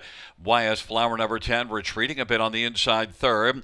Racing 4th is Play Date, then Whole Lot of Rosie and Tall Dark Latte and Talbot Kristen. And Beach Wiggle on by 3/4, 124-3. And Beach Wiggle is pouring it on now and leads HP Josephine by about 4 or 5 lengths. And Play Date is 3rd. Then grabbing 4th is Tall Dark Latte. Whole Lot of Rosie is back to 5th. But Beach Wiggle on down the stretch drive they come. And Beach Wiggle continues to drive strongly. Beach Wiggle gets a wee bit of urging, but that's just to stay alive to the finish and win it comfortably by about 4. And then 3 across the track for 2nd. Tall Dark Latte was on the outside, HB Josephine in the center, and Whole Lot of Rosie came flying up the inside to be in a 3-way photo for 2nd, but no photo for the win because Beach Wiggle's too good for this class, Sugar.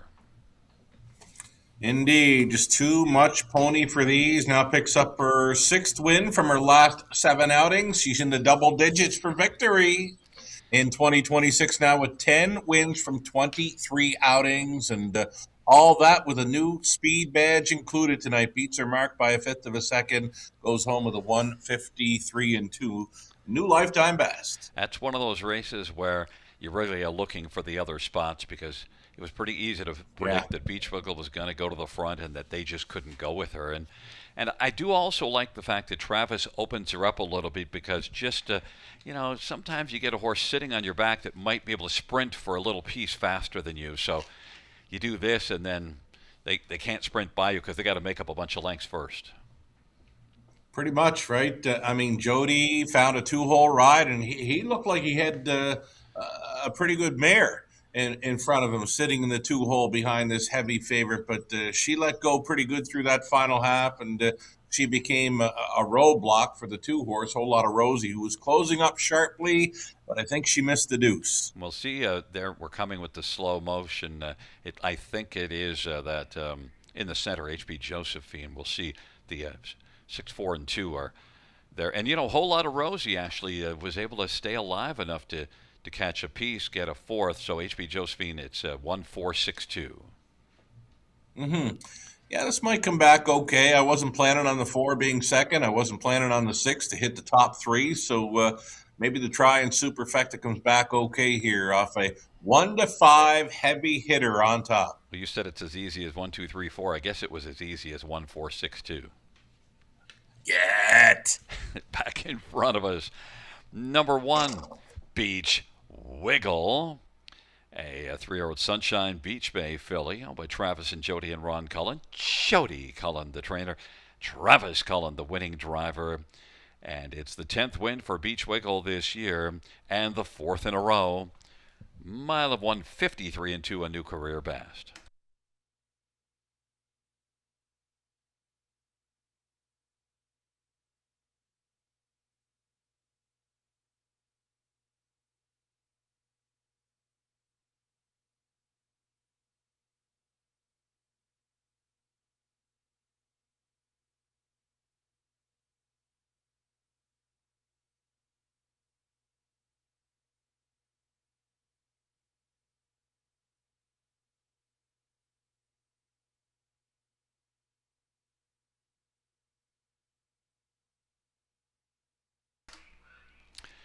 Sixth race payouts: 1 Beach Wiggle, $2.50, $2.10, $2.10. 4 HP Josephine, $4 and $3.10, and 6 Tall Dark Latte, $4.40. $2 Exactor, $6.50. $1 Try, $14.65. $1 Super, $30.10. 20-cent Super, $6.02.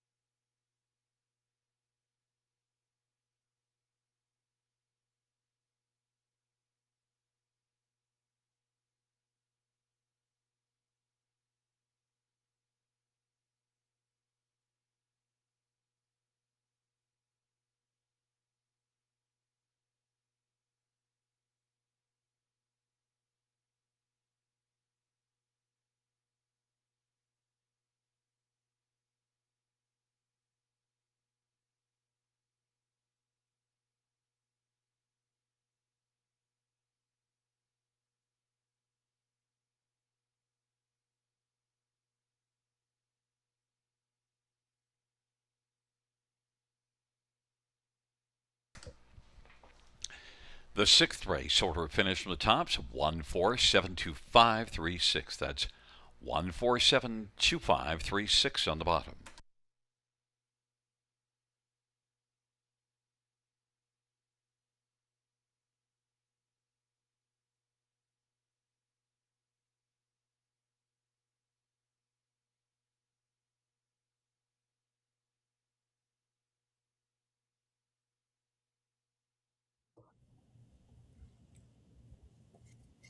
All right, all set for our final four dashes tonight. We do have a pick four play.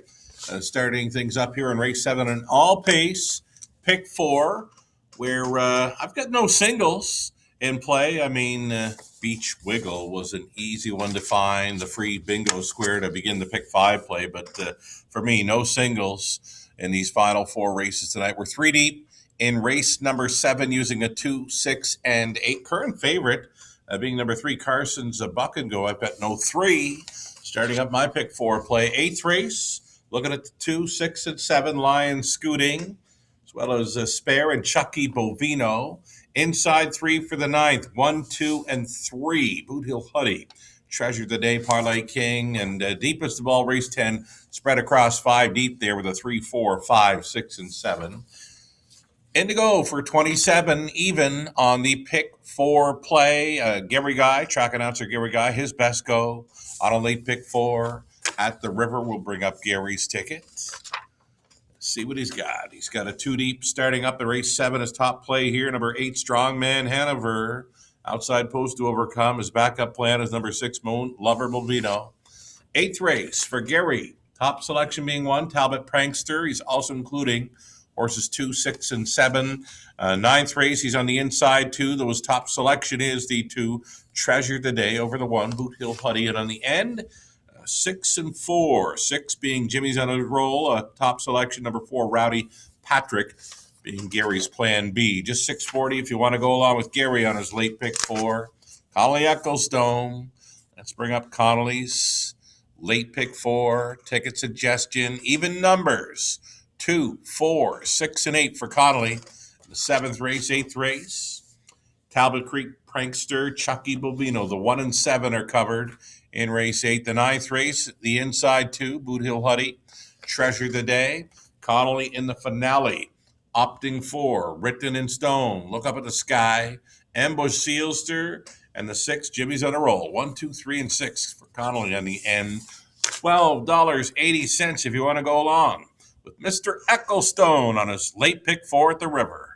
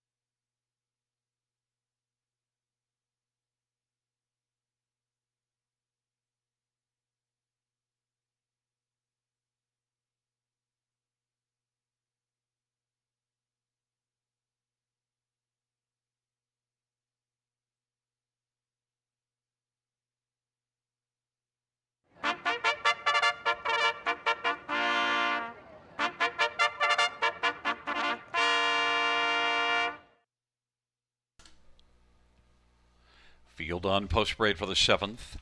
1 is Wicked Jewel, Sammy Foya for Jimmy Copley and Kimberly Eaton and Daryl Tingley and Dwayne Tingley. Number 2 is Make Me a Legend, Nick Boyd for Jessica Hayter and Neil Perkowski. Number 3 is Carson's Buck and Go, Brody LeCain for Greg McNair and David Carson.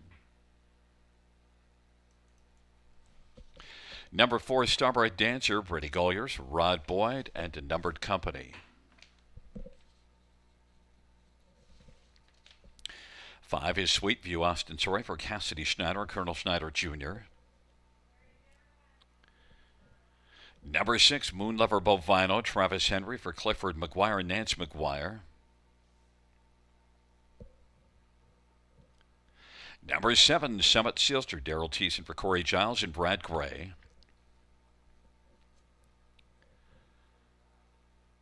And number 8, Strongman Hanover, Jason Ryan for Josh McKibben and Murray Cox. Let's get a look at this field for race number 7. It's Tony's Ponies pace, and let's get a look at number 6, Moon Lover Bovino. You're sweet on the 6 horse here, despite a 6th and a 7th in the last couple. Yeah, I don't mind him in here. I mean, the trailing spot is not ideal for this horse. I mean, he loves being in charge. Really. Now, he was in charge for his start over Woodbine Mohawk Park, but they went in 49 on that occasion. The win here at 51-1, that's more around his wheelhouse, and I see Travis sending this one.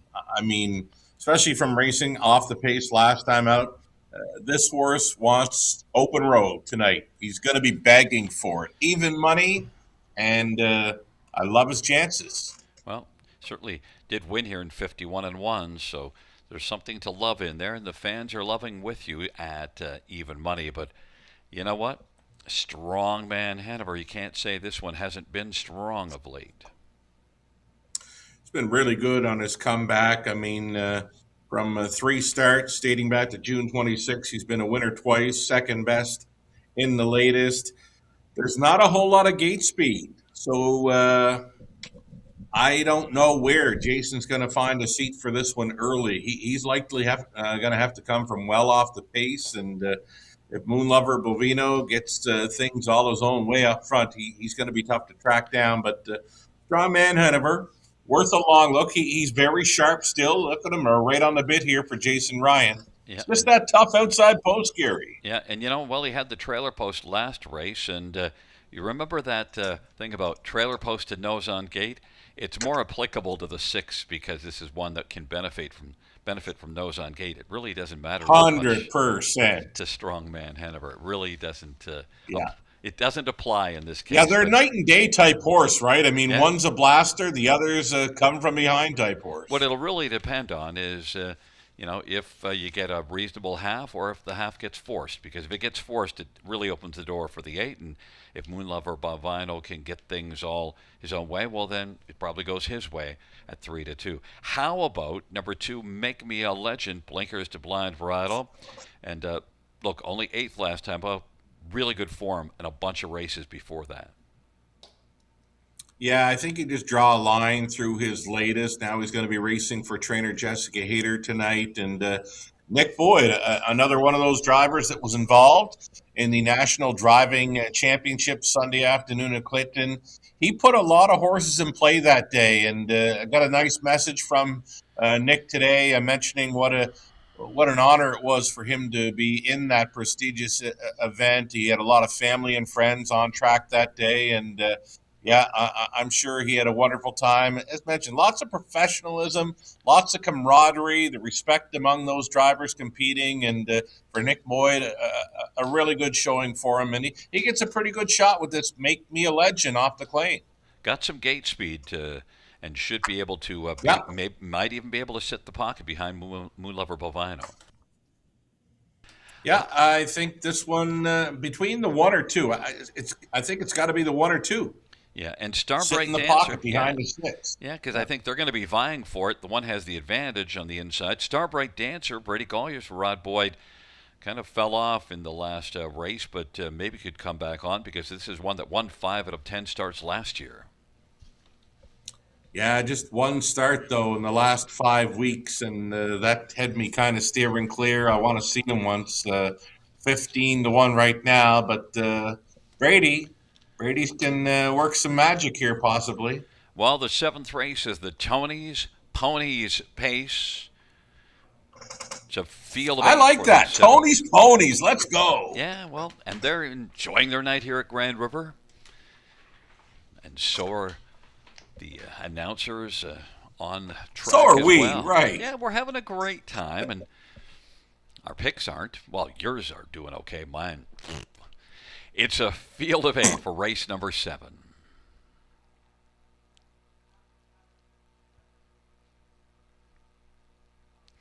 Field for the 7th race. They're at the start in the rough, and Sweet View is going to blast with Make Me a Legend and Wicked Jewels and Moon Lover Bovino on the outside. Right now, Wicked Jewels and Make Me a Legend dueling, and Wicked Jewels has inside advantage, but Make Me a Legend is going to press on for Nick Boy. Moon Lover Bovino is third, now second, and then pointing towards the front against Make Me a Legend. Fourth away, Strong Man Hanover got away fourth, and then fifth is Sweet View. Carson's Buck and Go. Then Summit Sealster. Now Starbright Dancer, second last is Summit Sealster is trailing the field, and now Moon Lover Bovino was able to move on up and take the lead. Make Me a Legend in the pocket, and Wicked Jewels is third. Strong Man Hanover is racing position fourth, about 5 or 6 off the lead. Then it is back to Sweet View and Carson's Buck and Go, Starbright Dancer, and Summit Sealster. Into the backstretch they go. Moon Lover Bovinos loving the front of a 27 3/4, half of 57, a 29 2 second panel. Strongman Hanover has already popped out, but right now it's Make Me a Legend second, Wicked Jewels third. Strongman Hanover is now coming on strongly on the outside and is going to move up and try to challenge Moon Lover Bovino. Moon Lover Bovino on the inside. Strongman Hanover is coming to call. They race by 3/4 and on the inside position third, Make Me a Legend, then Wicked Jewels, and then it is a Sweet View, Carson's Buck and Go, Starbright Dancer, Summit Sealter, 3/4 124 and 3, and Moon Lover Bovino drives on. Strongman Hanover still has work to do, about a length and 3/4 back right now. Make Me a Legend is looking for the passing lane, and Wicked Jewels on down the stretch where they come. Moon Lover Bovino just keeps on moving well. Strongman Hanover, a final move. Strongman Hanover trying to collar Moon Lover Bovino. Moon Lover Bovino might have held off Strongman Hanover. Make Me a Legend and Wicked Jewels. It was close at the finish. I thought Moon Lover Bovino, though, held on. We'll find out. We'll see a slow-mo, but what a good dash between those two. Now that's 6. Moon Lover Bovino on top. 6, 8, 2, 1 ice cold, Gary. And you know the thing, absolutely, I love that. And you had the top 4 in order. And the thing I said early was it'll depend on the pace. 57.5 for a mile of 52 and 4 doesn't help a closer. And yet, Jason Ryan, you got to give the 8 credit. Raced against the front end, soft front end, and still was only beaten probably inches. Oh, you got to give him lots of props. I mean, he's still coming on the line, only missing if there's another 10 or 15 feet. He's likely going on by. What a great little son of Bettor's Delight. I didn't think he had it in him to find a spot up close, but he did sit 4 early and then came attacking prior to the half. But when I saw that half, Gary, 57 flat, I said, yeah, this is good for the 6. Well, it's going to be closer than you think because the outside's a little farther ahead than it looks. But I still believe Moon Lover Bovino held on. But at least here comes Strongman Hanover now moving on up into the picture in the last Give it to him by a head. Well, I think it's going to be, here comes. We're going slow-mo. I mean, look, I thought the 6-1, but I just thought it's closer than you might have thought. Ooh, it is tight. So, it's only... More like a nose. Yeah, half a nose. But good horse race, though. You called it. Nice battle. You know what? They don't put that on the check. They just give you the winner's share. Pretty much right. That's a couple of wins for Travis Henry. We don't see a lot of Travis here at Grand River Raceway, but when he shows up, more often than not, he's in the winner's circle that night. Well, 6-8-2-1. I hope Tony and the gang were paying attention to your picks because then they got themselves a nice superfecta ticket. The 7th race, it's Tony's Ponies pace, and Tony and the gang are here. Moon Lover Bovino's here in the winner's circle. 4-year-old Shadow Play Bay Gelding by Nancy McGuire, trained by Clifford McGuire. Travis Henry, the winning drive. 4th win this year, 10th lifetime. And it's Moon Lover Bovino victorious in 152 and 4.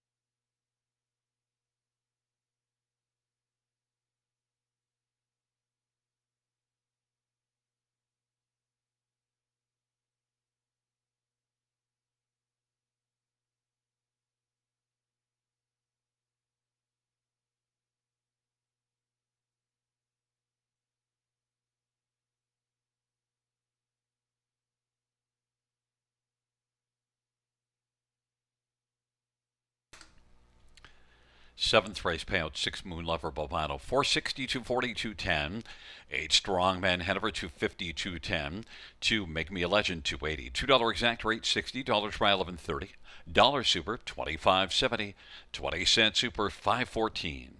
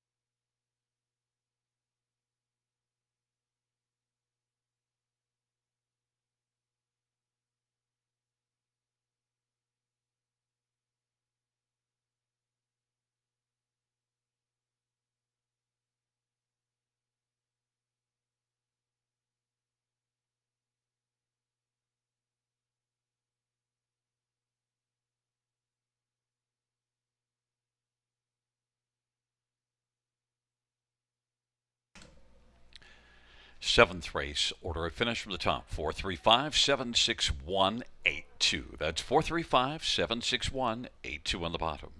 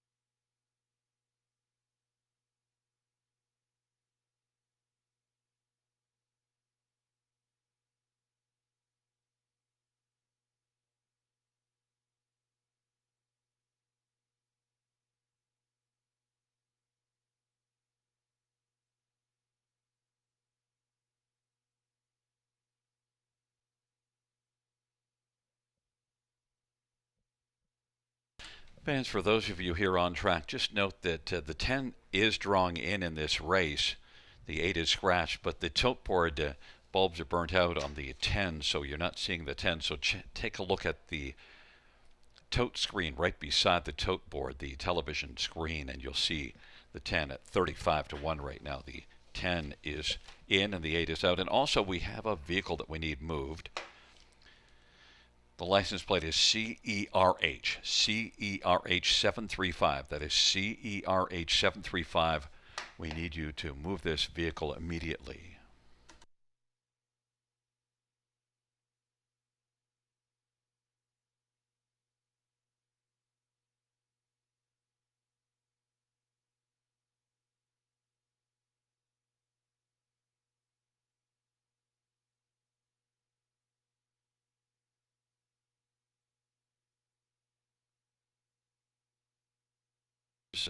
On track So are as we, well. right? Yeah, we're having a great time, and our picks aren't. Well, yours are doing okay. Mine.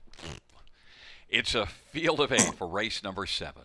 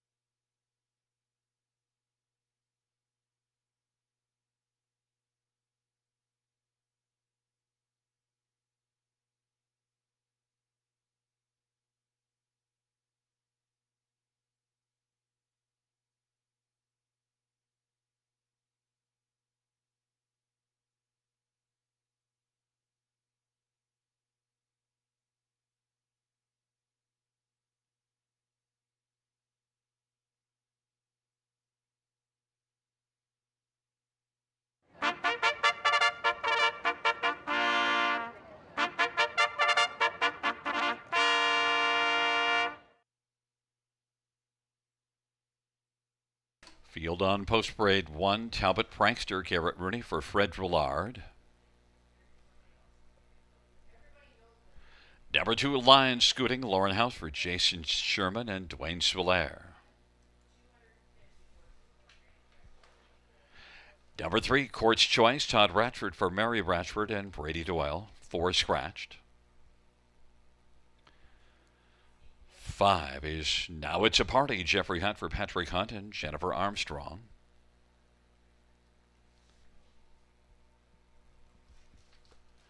Number 6 is Spare, Jonathan Drury for Rick Zeron at Hutt Racing.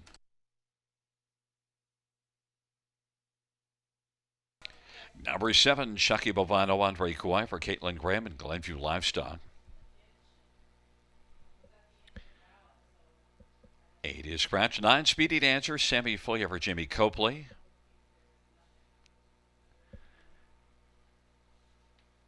And number 10, What's Up Mikey, Brady Gollier for Lindsey Kern, Sally Charlton, and Sean Downey. Once again, note that our tote board doesn't display the 10. We have problems with the display on the 10 malfunctioning. But if you look just to the right on the television monitor, you'll see the 10 at 35 to 1 drawing in, and will be actually leaving from post 7, leaving from post position 4. Will replace the 4. To get a look at this field, and well, Sugar, how about number 7, Chucky Bovino, Andre Goy, Caitlin Graham, a win this year, last time out. Yeah, I like this horse. I mean, he caught my eye on the July 8th start where he came from 9th on the wide side. I mean, what a big back half he paced on that occasion. So when he took control early last time out, well, here's another one of those horses tonight in my program. I've got some circles, of course, but I've got the words toyed with the field last time out this 7, and check him out. He looks very sharp again. Yeah, you're big on those one-word things like toyed, sprinted, just whatever you want to Something It's to it's remind what I you. got to do because Yeah. you know what? You're going to ask me why I like the 7. Well, he toyed with them last time, Well, so I got to mark toyed in there. that's an excellent answer, and he did. How about number Yeah. 6, Spare? He didn't toy with him. He was up early and then kind of hacked it in. Yeah, I'm not quite sure. Something went amiss with him because the start before that is much better. Maybe he had a little airway problem or something because he was working out a pretty good trip, but to back up through them like that and then only pace of 58 and 1 mile. I mean, this horse is much better than that last line. I'm just hoping for him to rebound some here. 3-year-old Gellert set a betting line. Yeah, and I'm with you on that. I think Spare could come back and sent up by Rick Ziron. He's had a lot of success. Noted horseman and Jonathan Drury and Spare. Also a sire of a great driver, Scott Ziron. So a great He's sire as pretty well. good too. Yeah, well, he's won himself a few The races. money man. Spare is 7-2. How about number 2, Lions Scooting? Well, how about trailer post and nose on gate? But the problem is, I don't see gate speed. Not a whole lot of gate speed, and you know what? 54 and 4 is his fastest mile on the card. Well, 54 and 4 might get him a big chunk in here if he can go that kind of mile. Lion Scooting, it's another one for the Jason Sherman, Lauren House combination tonight. And then on the inside, Talbot Prankster. This is one racing at Dresden last race that did all the work and didn't get rewarded because a horse with loose lines got by. A horse named Loose Lines beat Talbot Prankster.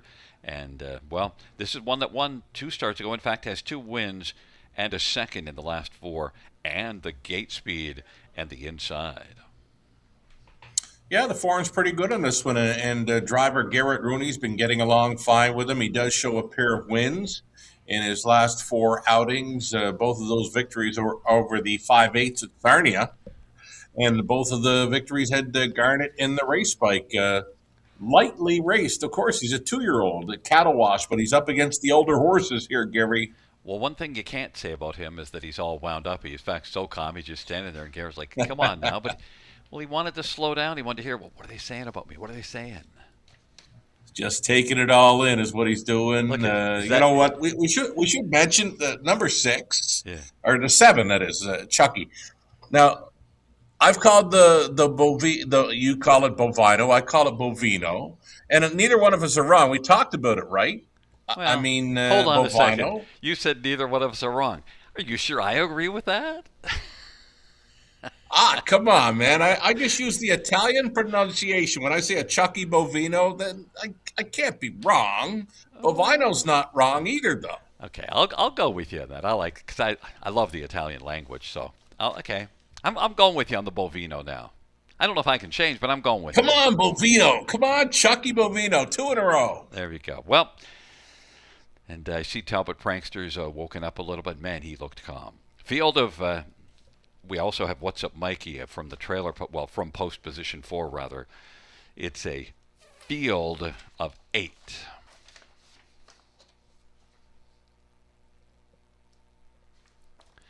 Field 4. Race number 8 is at the start of the off, and blasting out, Spare is going to take off, and Lions Scooting broke stride.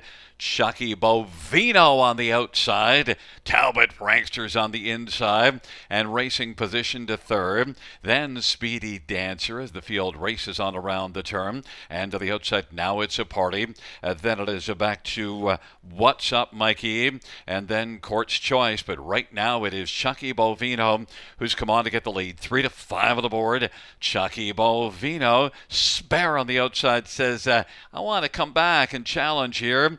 Spare is up and driving. Spare wants to reclaim the lead. And Chucky Bovino and Andre Goy is going to say, go ahead. So it's Spare who's on top. Chucky Bovino is going to be racing the pocket. Talbot Prankster is 3rd. And then racing position to 4th on the outside. Now it's a party. 5th along to the inside is Speedy Dancer. Then What's Up Mikey is 6th, and 7th Court's Choice. And racing 8th is Lion Scooting. Spirit 5-1 leads off a half of 56-3 and that 27-1 opening panel.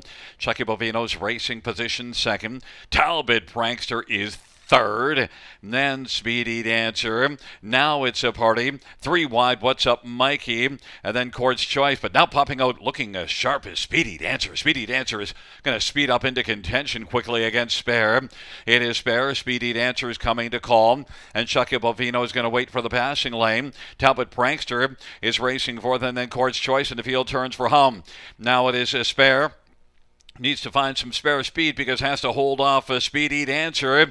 Speedy Dancer is spare, and now Chucky Bovino looking to move on up the inside, but Speedy Dancer's got the speed late and is going to win it then. Second appeared to go to Court's Choice, who came flying late. Then Spare and Chucky Bovino. Speedy Dancer and Sammy Filia, when he popped out, he was coming good. Was he ever? When he unleashed them, he gave him some backside and final turn business. Yeah, he kept that momentum going. I thought Chucky Bovino might have some say through the passing lane, but it wasn't going to happen for that one tonight. It's going to happen for a pair of long shots. They got to be big numbers, Gary. 9 onto a 3. Yeah. Let's just take a look. Well, we're talking about 13-1 onto a 60-1. Court's Choice started to move and then managed to nip both the 6 and 7 there at the finish, I believe.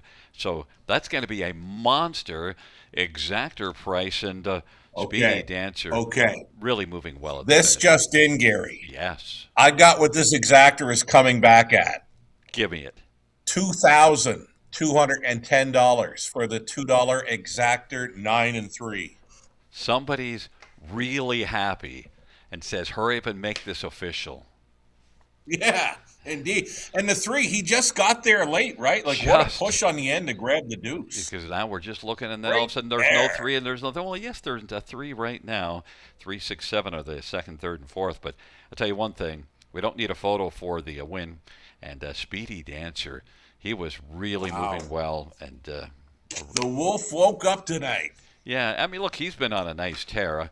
Not quite as sharp the last few days, but I mean, he's not hurting at all the bank account considering the number of wins over the last 7 days. That Sunday, he went over to Three Rivers, the Trois Rivières, Gary. He was in lots of races, runner-up finish multiple times, like maybe 3, 4, or 5 times. I don't think he got the job done, but he was a runner-up finisher plenty on Sunday. Well, he had 9 wins in between Friday and Saturday before that, so maybe he just had to leave something for somebody else. Yeah. 13-1 on to 60-1. We've got a happy player cashing a large ticket. Speedy Dancer and Sammy Filia made somebody really happy with an exactor ticket. Speedy Dancer is a 3-year-old Century Faro Bay gelding, trained by Jamie Copley. Sammy Filia, the winning driver. First win this year. Second lifetime, Speedy Dancer, 155 flat.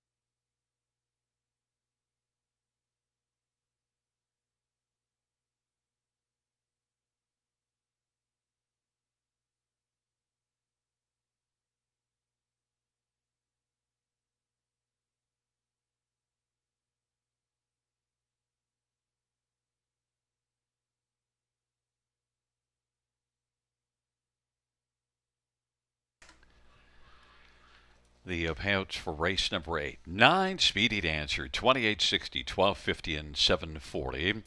3 Courts Choice, 70, 40, and 1520, and 6 Spare, 460. $2 Exactor, a $2 ticket, 1048.90. The Dollar Try, 1621.60. We had a $1 Super, 9-3 all, $2,570.30. Yes, go ahead. Gary. Yeah. When I was reading the 9-3, it was actually the 10-3. There's never a 10 there, right? The 10-3 exactor was paying You know what? $2,210. I'm thinking the fan will be. I just wanted to clear that up. I think the fan will be satisfied to get $1,000 for an exactor ticket. I'm sure. The Dollar Super, I should note, pays 9-3 all, so 9-3 all, 2,570.30, 20-cent Super, 514.06.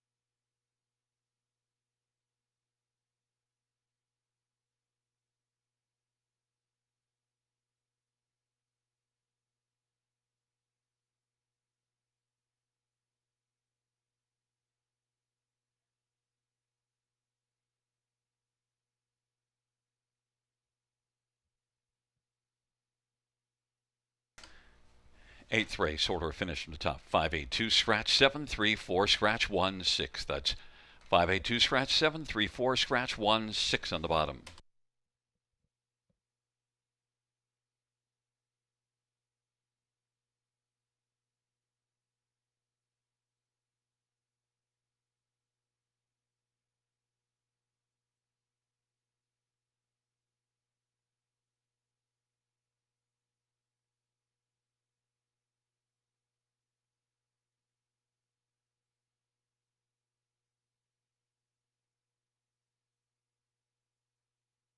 Winback Farm graduates are born to compete and raised to win and have made over $480 million and have won over 50,000 times. Yearlings for sale at Goshen, Ohio, Lexington, London, and Harrisburg.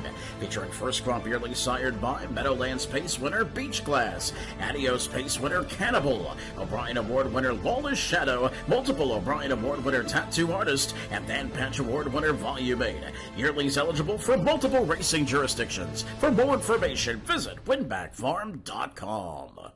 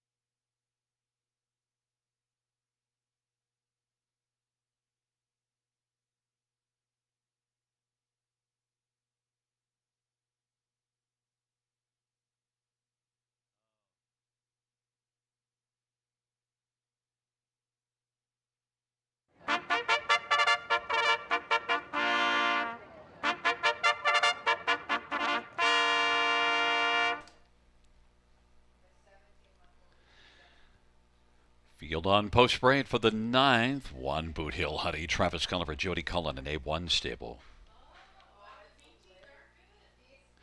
Number 2, Treasure the Day, Austin Sorey for Gerard Demers and Tag Incorporated. Number 3 is Parlay King, Paul McKenzie for Bill Budd and C.E. Lawrence and James Batter and Greg McNair. Number 4 is Puff's Last Shadow, Andre Goy for David Fry and Sarah Fry. 5 is Relentless, Brady Gollier for Cassidy Schneider and Mickey Suter and John Dewick.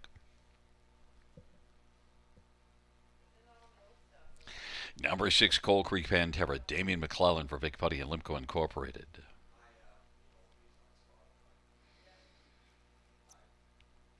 And number 7, Stay Humble, Daryl Thiessen for Austin McEnany and David Ducharme and Zachary Zanuzzi. It's a field of 7. It's race number 9. Let's get a look at this field. Well, the inside 3 are getting all the love, and you've got it 1, 2, 3, and then throwing in the 5, which is the kind of the way the tote board sees it as well. Boot Hill Huddy, what a good start last time out. Managed to beat Strongman Hanover, who we saw race strongly just a race or 2 back. Yeah, so how's that for a measuring stick, right? Yeah. This horse pulled off a big one. He made a move on the backside and was able to sustain his late rally. I mean, for him to battle like he did against Strongman Hanover, we saw Strongman Hanover just miss earlier on this evening. So, very tough to go against TC with the rail starter here. Yeah, well, it just the horse looked so super sharp, but you know, Yeah. I know a guy who didn't take Boot Hill Huddy on top. I went to your second choice, Treasure the Day, because that's a good-looking start at Mohawk last race, and then the start before it was 51-2 at Mohawk, and parked early in that one as the start in that race, finishing 4th, beating a length and a quarter. And I'm looking at the start at Georgian Downs, even. I mean, that was an $8,000 claiming event, and he wins in 53-1. Crazy. Yeah, like that's not supposed to go that fast, especially over that track. No. But he just, Right. they put him down there and then quickly said, yeah, we better not put him in for another 8 because he'll be long gone. He didn't get claimed because he wasn't racing well before that, came in from 3 Rivers. And that was the first start for Gerard Demers in for an 8 claimer.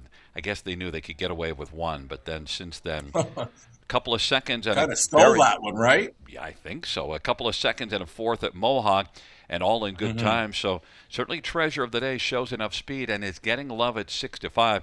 The inside 2 is where the money is predominantly going to. And, I think you can argue either way because I tell you, it's hard to go against how sharp Boot Hill Huddy looked here last time out as well.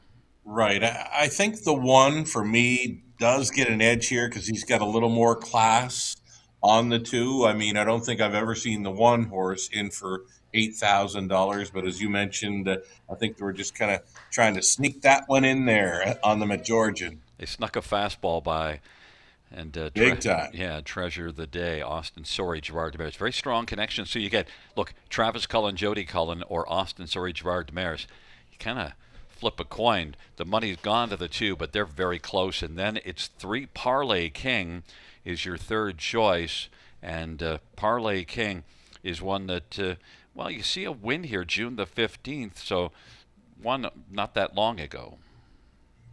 Right, and the thing is, he doesn't have a whole lot of early gate speed. I think the lineup's likely going to be 1-2, 2-1. It should be. So Parlay King, just leave enough to sit 3 or 4, and it'll be okay. He won in 53 flat. I mean, that goes quite nicely against Boot Hill Huddy. Yeah. And Parlay King, so one you got to think about. Paul McKenzie for Bill Budd.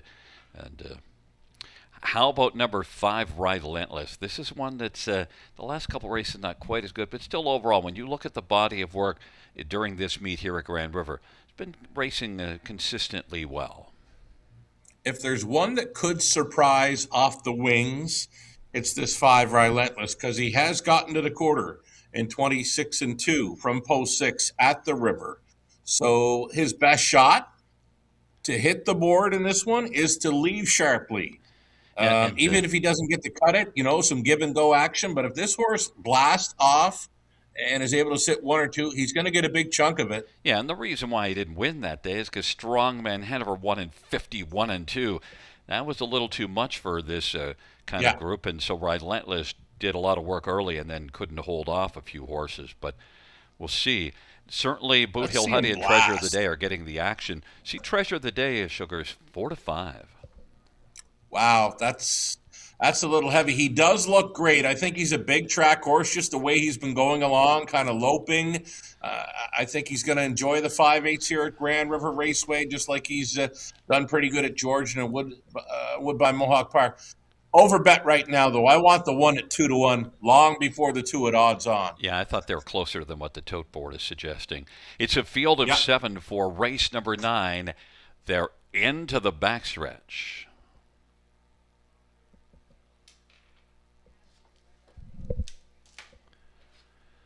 Field 4, race number 9.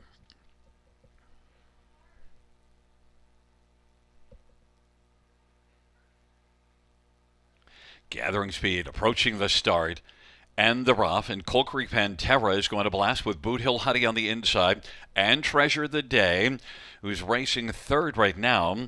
Then Parlay King, Puff Slash, Shadow Relentless, and Stay Humble. Boot Hill Huddy leads on around the turn. Treasure the Day is racing second and is sitting on the back of Boot Hill Huddy.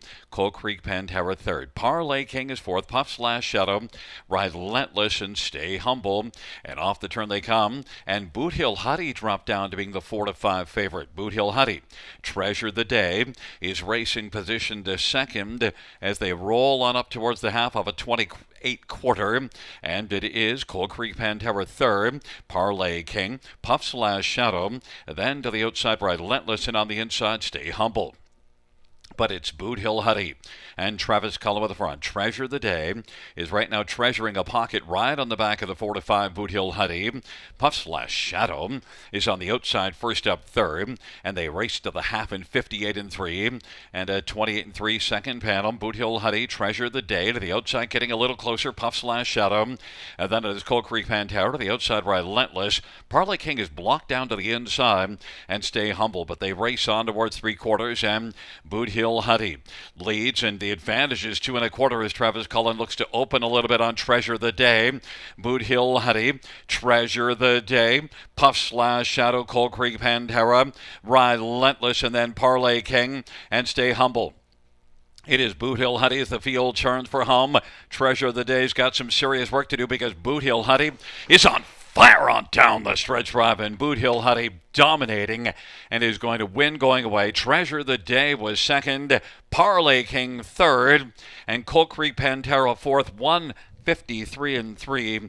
Well, Sugar, your top picks were 1, 2, 3, 5, and it came 1, 2, 3, 6. So what the heck do you know? I don't know much, right? But I know that horse came home in 26 and 4. I mean, when's the last time we saw one of those? I don't know if we've ever seen 26 and 4 on the end of a mile. That horse was cooking. Yeah, and look, we saw him last time out. I was looking at the body work for both of them, and I just kind of remembered what I saw and forget all the other stuff, because sometimes, you get reading the program instead of just saying, hey, I saw Boot Hill Huddy. I know what I saw. Yeah. Yeah, and we mentioned likely had a bit of a class edge over the 2 horse. So, look at this horse sprint through the stretch. I mean, the 2's doing all he can to try to keep up, but the further the 1 went, the more he was going to win by. What I like that Travis does, too, when he thinks he's got one that's much the best, he doesn't let the other one sit on his back. Pretty much, right? You want to have some space, especially when kicking for home. I mean, if you allow a horse to draft, and they launch up late, sometimes they get picked off. But not this horse, not on this night. No, he wasn't getting picked off because Treasure of the Day would have had to come home in 25 and something, and or 26 and 3, and just wasn't. It wasn't going to happen.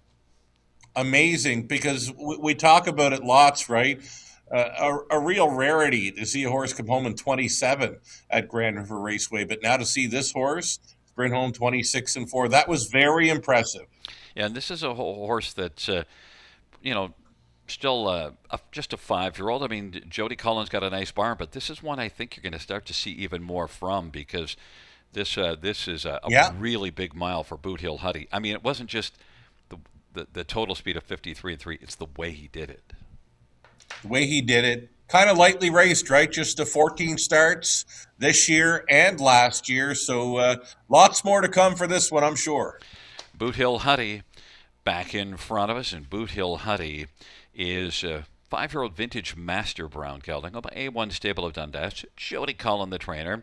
Travis Cullen with the driving hat trick. It's the 4th win for Boot Hill Huddy on the season. 10th lifetime. Boot Hill Huddy victorious, 153-3.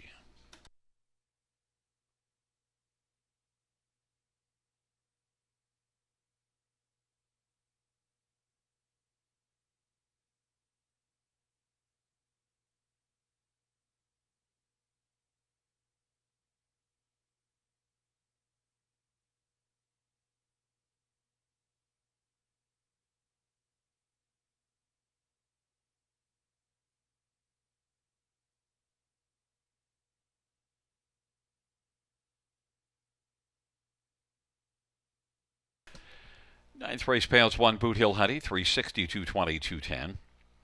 2 Treasure the Day, 210, 210. 3 Parlay King, 230. $2 Exactor is 630. Dollar Try, 540. Dollar Super, 66.25. 20-cent Super, 13.25.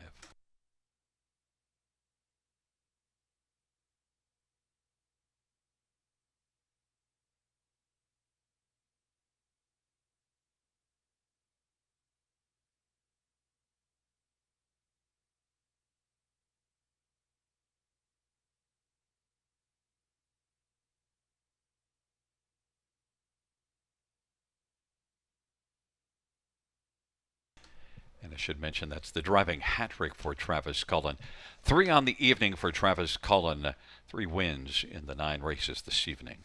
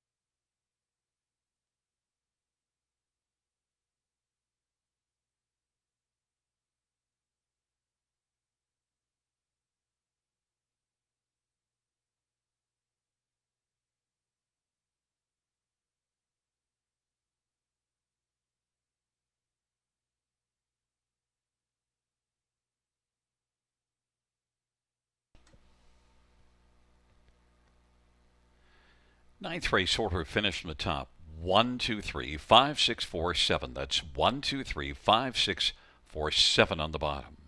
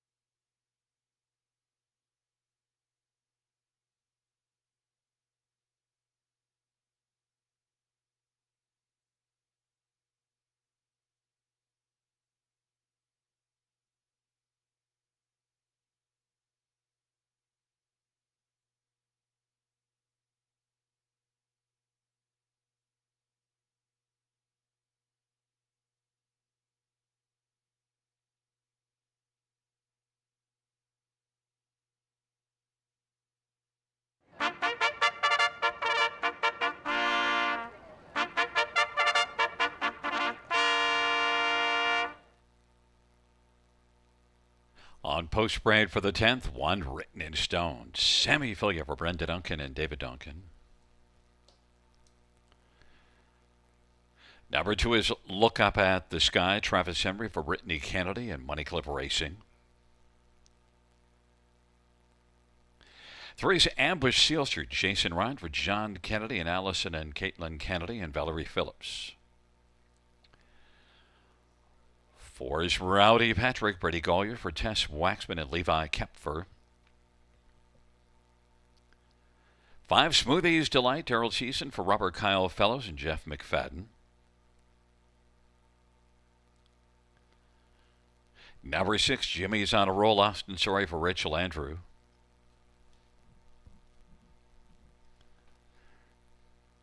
Number 7, Into It Big, Lauren House for Lindsay Kerr and Sally Charlton.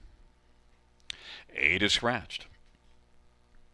9 is Leave It to Lucan, Paul McKenzie for Ryan Stewart and Patrick McElhargy and Courtney Pollard. Field of 8, race number 10. It features the Super High Five. We'll get a quick look at this field. And Sugar, I wasn't with you last race, and I paid the price because you were right about Boot Hill Huddy. So I'm with you with Jimmy's on a Roll. And Jimmy's on a Roll, I think also we get that from the trailer post and nose on gate factor as well. Indeed, that's what I've noticed about this one. I mean, this horse wants to be on top or very close to it. He was able to work out a 2-hole ride last time out, but with his nose going back on gate, this stallion's done a big gym. He's likely to be just a little bit sharper in the early going, and if he can take control, they'll have to catch him. Yeah, and that could be tough doing because this is a horse that's really flashed well. And Rachel Andrew, 399 training average. Austin Sorry, the driver, and Jimmy's on a Roll. I think is going to go off as the betting favorite, 5-2. I was the odds last time out came late for Boot Hill Huddy. The money came late to the favorite status, but this is now look, the money just moved off. But I think Jimmy's on a Roll eventually will be the favorite. But you know who you could go to? Into It Big, because Into It Big beat Jimmy's on a Roll last time out. That was a really good effort by Into It Big from off the pace in the latest, and he missed almost 3 weeks prior to that start. Big third quarter, 27-3 when making a move on the wide side and was able to keep on coming. Getting the job done 55-4, though I think they're going to go a little quicker here in the finale. The track's in great shape tonight. You know what? A few more days will be the signature racing event at Grand River Raceway. The track's in fine form. Yeah, wait till you get a look at that program. The late pick 5 has 2 preferreds, a preferred pace and a trot, an OSS Gold 3-year pacing colts, and then the Battle of the Bells and the Battle of Waterloo. That's a pick 5. It's amazing. And you know what? I'm just looking at the final 3 races. When you total up the purse money for races 10, 11, and 12, $520,000. Absolutely big time. And look, the 2 before it that lead into it are a preferred on the trot and the pace. So great pick 5. Of course, we got Friday night before that. But you know what we got even before that is figuring out who we like for third best. Rowdy Patrick's your third choice. Okay. And you know what? I use this one for second only because, he's been in the top 2 8 out of 9 this year. Yeah, and he's got a good gate blast, too. Look through his lines. He's either first or second at the opening quarter. He's got Brady Golliers that loves to put them in play, leaving right behind the car. Rowdy Patrick gets a big shot at another top 2 or 3 finish. And he got in between Into It Big and Jimmy's on a Roll last time out. And maybe he can again, or maybe even land on top of them because he's certainly shown enough that he could have that effect here in this dash. Brady Gollier's Tess Waxman, strong connections. Then how about Ambush Sealster? Now this is one that would really hope that they'd battle early because Ambush Sealster, his deal is to come on late in the mile and ambush them. He is a strong closer. That's his game. He's got 0 gate speed. He tried it up at Clinton on the half-miler. Not the same for him as at Grand River Raceway. He's had wonderful success at Grand River Raceway, but this will be a much tougher test for him. He is moving up in class. 6-1 right now. Jason Ryan on board. I would hope for a little bit better price, and now he's dropping. It's a tough spot for him to come from off the pace with these. And a quick thought on Smoothies Delight, who was a good third here to a Jimmy's on a Roll 2 starts ago. Yeah, might be a wake-up call with Thiessen hopping on board. He's got a handful of horse here. This horse kind of sharp, moving in behind the gate. Still time. Double Barrel Daryl maybe sending Smoothies Delight. It's a field of 8. We have the scratch of 8. Dylan's Vet moving in behind the gate and gathering up speed. The final dash on this wonderful Wednesday as they are wending their way towards the start.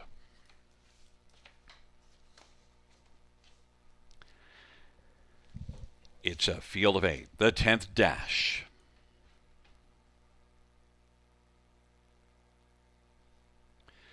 Field for the 10th race. Is at the start of the rough. And Smoothies Delight. Rowdy Patrick. Jimmy's on a roll. Those are the first 3, but now it's Rowdy Patrick and Jimmy's on a roll. And Jimmy's on a roll wants to roll by Rowdy Patrick. Smoothies Delight. Into it big. Look up at the sky. And then Ambush Sealster written in stone. And back to Leave It to Luke and Jimmy's on a roll at even money. Rowdy Patrick is second. And racing third is Smoothies Delight. Into it big. As racing to the outside now. First up, fourth as they race off the turn. Opening quarter 27-2. And Jimmy's on a roll, has the front, and leads as they come on past us. And Into It Big is getting into it right now. And it's going to launch a challenge against Jimmy's on a roll. Rowdy Patrick third. Smoothies Delight is forwardly placed position fourth. In front of Look Up the Sky. And then it is back on the inside to Written in Stone. On the outside, Ambush Sealster. And then Leave It to Lucan. Jimmy's on a roll, Into It Big. They duel on down the backstretch, but Jimmy's on a roll, rolls on a lead at 3/4, half of 56, and Into It Big on the outside at 4-1, trying to take down the even money favorite. Rowdy Patrick's on the inside third. Smoothies Delight moves smoothly to the outside now and is racing fourth in front of Look at the Sky. Then it is back to Written in Stone and Ambush Sealster and Leave It to Lucan. Into It Big is chipping away, trying to close the gap on Jimmy's on a roll, but Jimmy's on a roll and Into It Big as the field turns for home. 3/4, 124-3, and Jimmy's on a roll says bye-bye Into It Big. Now leads by 2 1/4. Rowdy Patrick, and then center of the track, Smoothies Delight, a late push from Look Up at the Sky and down to the inside is Written in Stone. But it is Jimmy's on a roll who keeps on rolling. Jimmy's on a roll, rolls to the finish and wins it. Into It Big was second.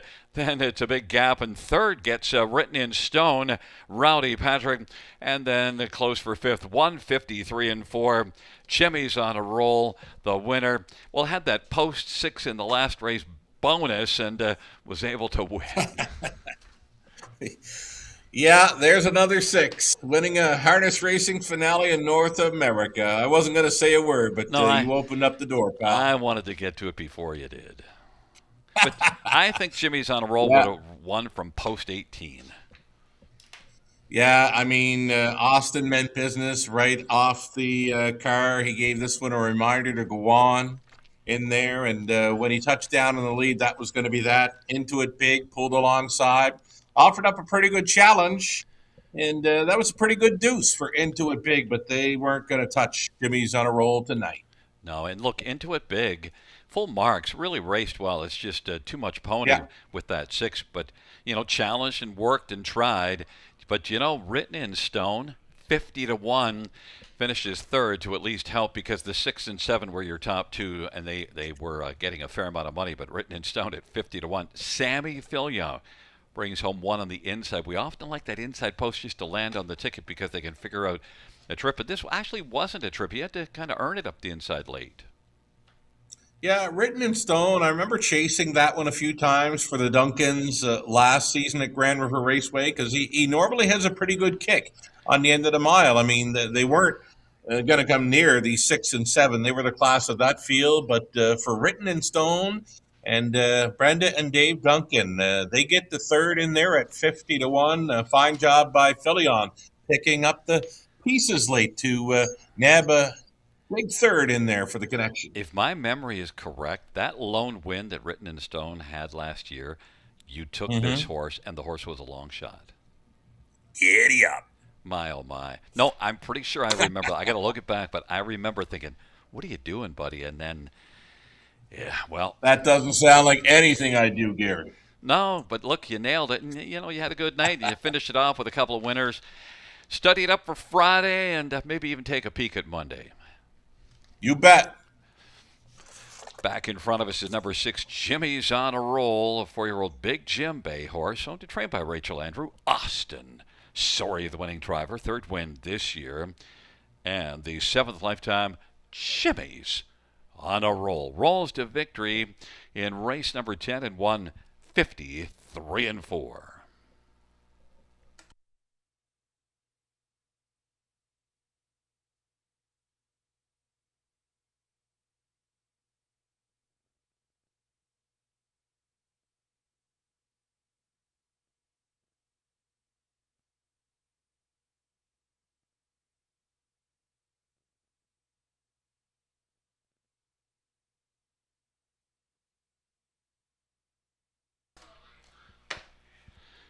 Tenth race, number 6, Jimmy's on a Roll. $4, $2.90, $2.50. 7 into it big, $4.30 and $3.70. And 1 written in stone, $19.70. $2 exactor, $16.10.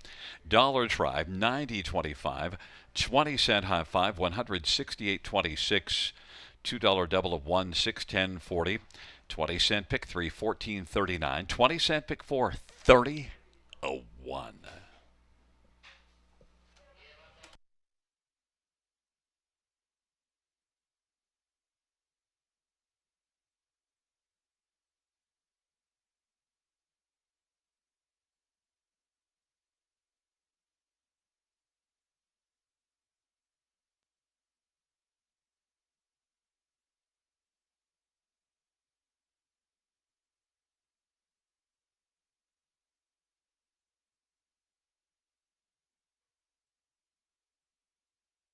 And there is the 20-cent pick 5, 7104. 7104 on the 20-cent pick 5.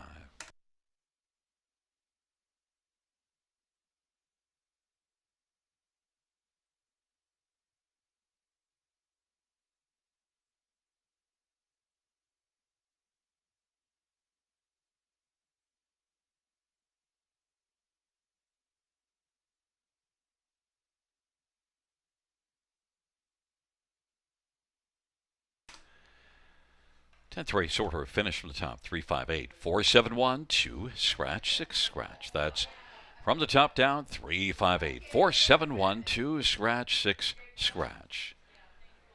Well, fans, that concludes the live harness racing program for this Wednesday evening. Action resumes on Friday, first dash 6:20 p.m. Buenas noches, amigos. Good night, everybody. Good night, John.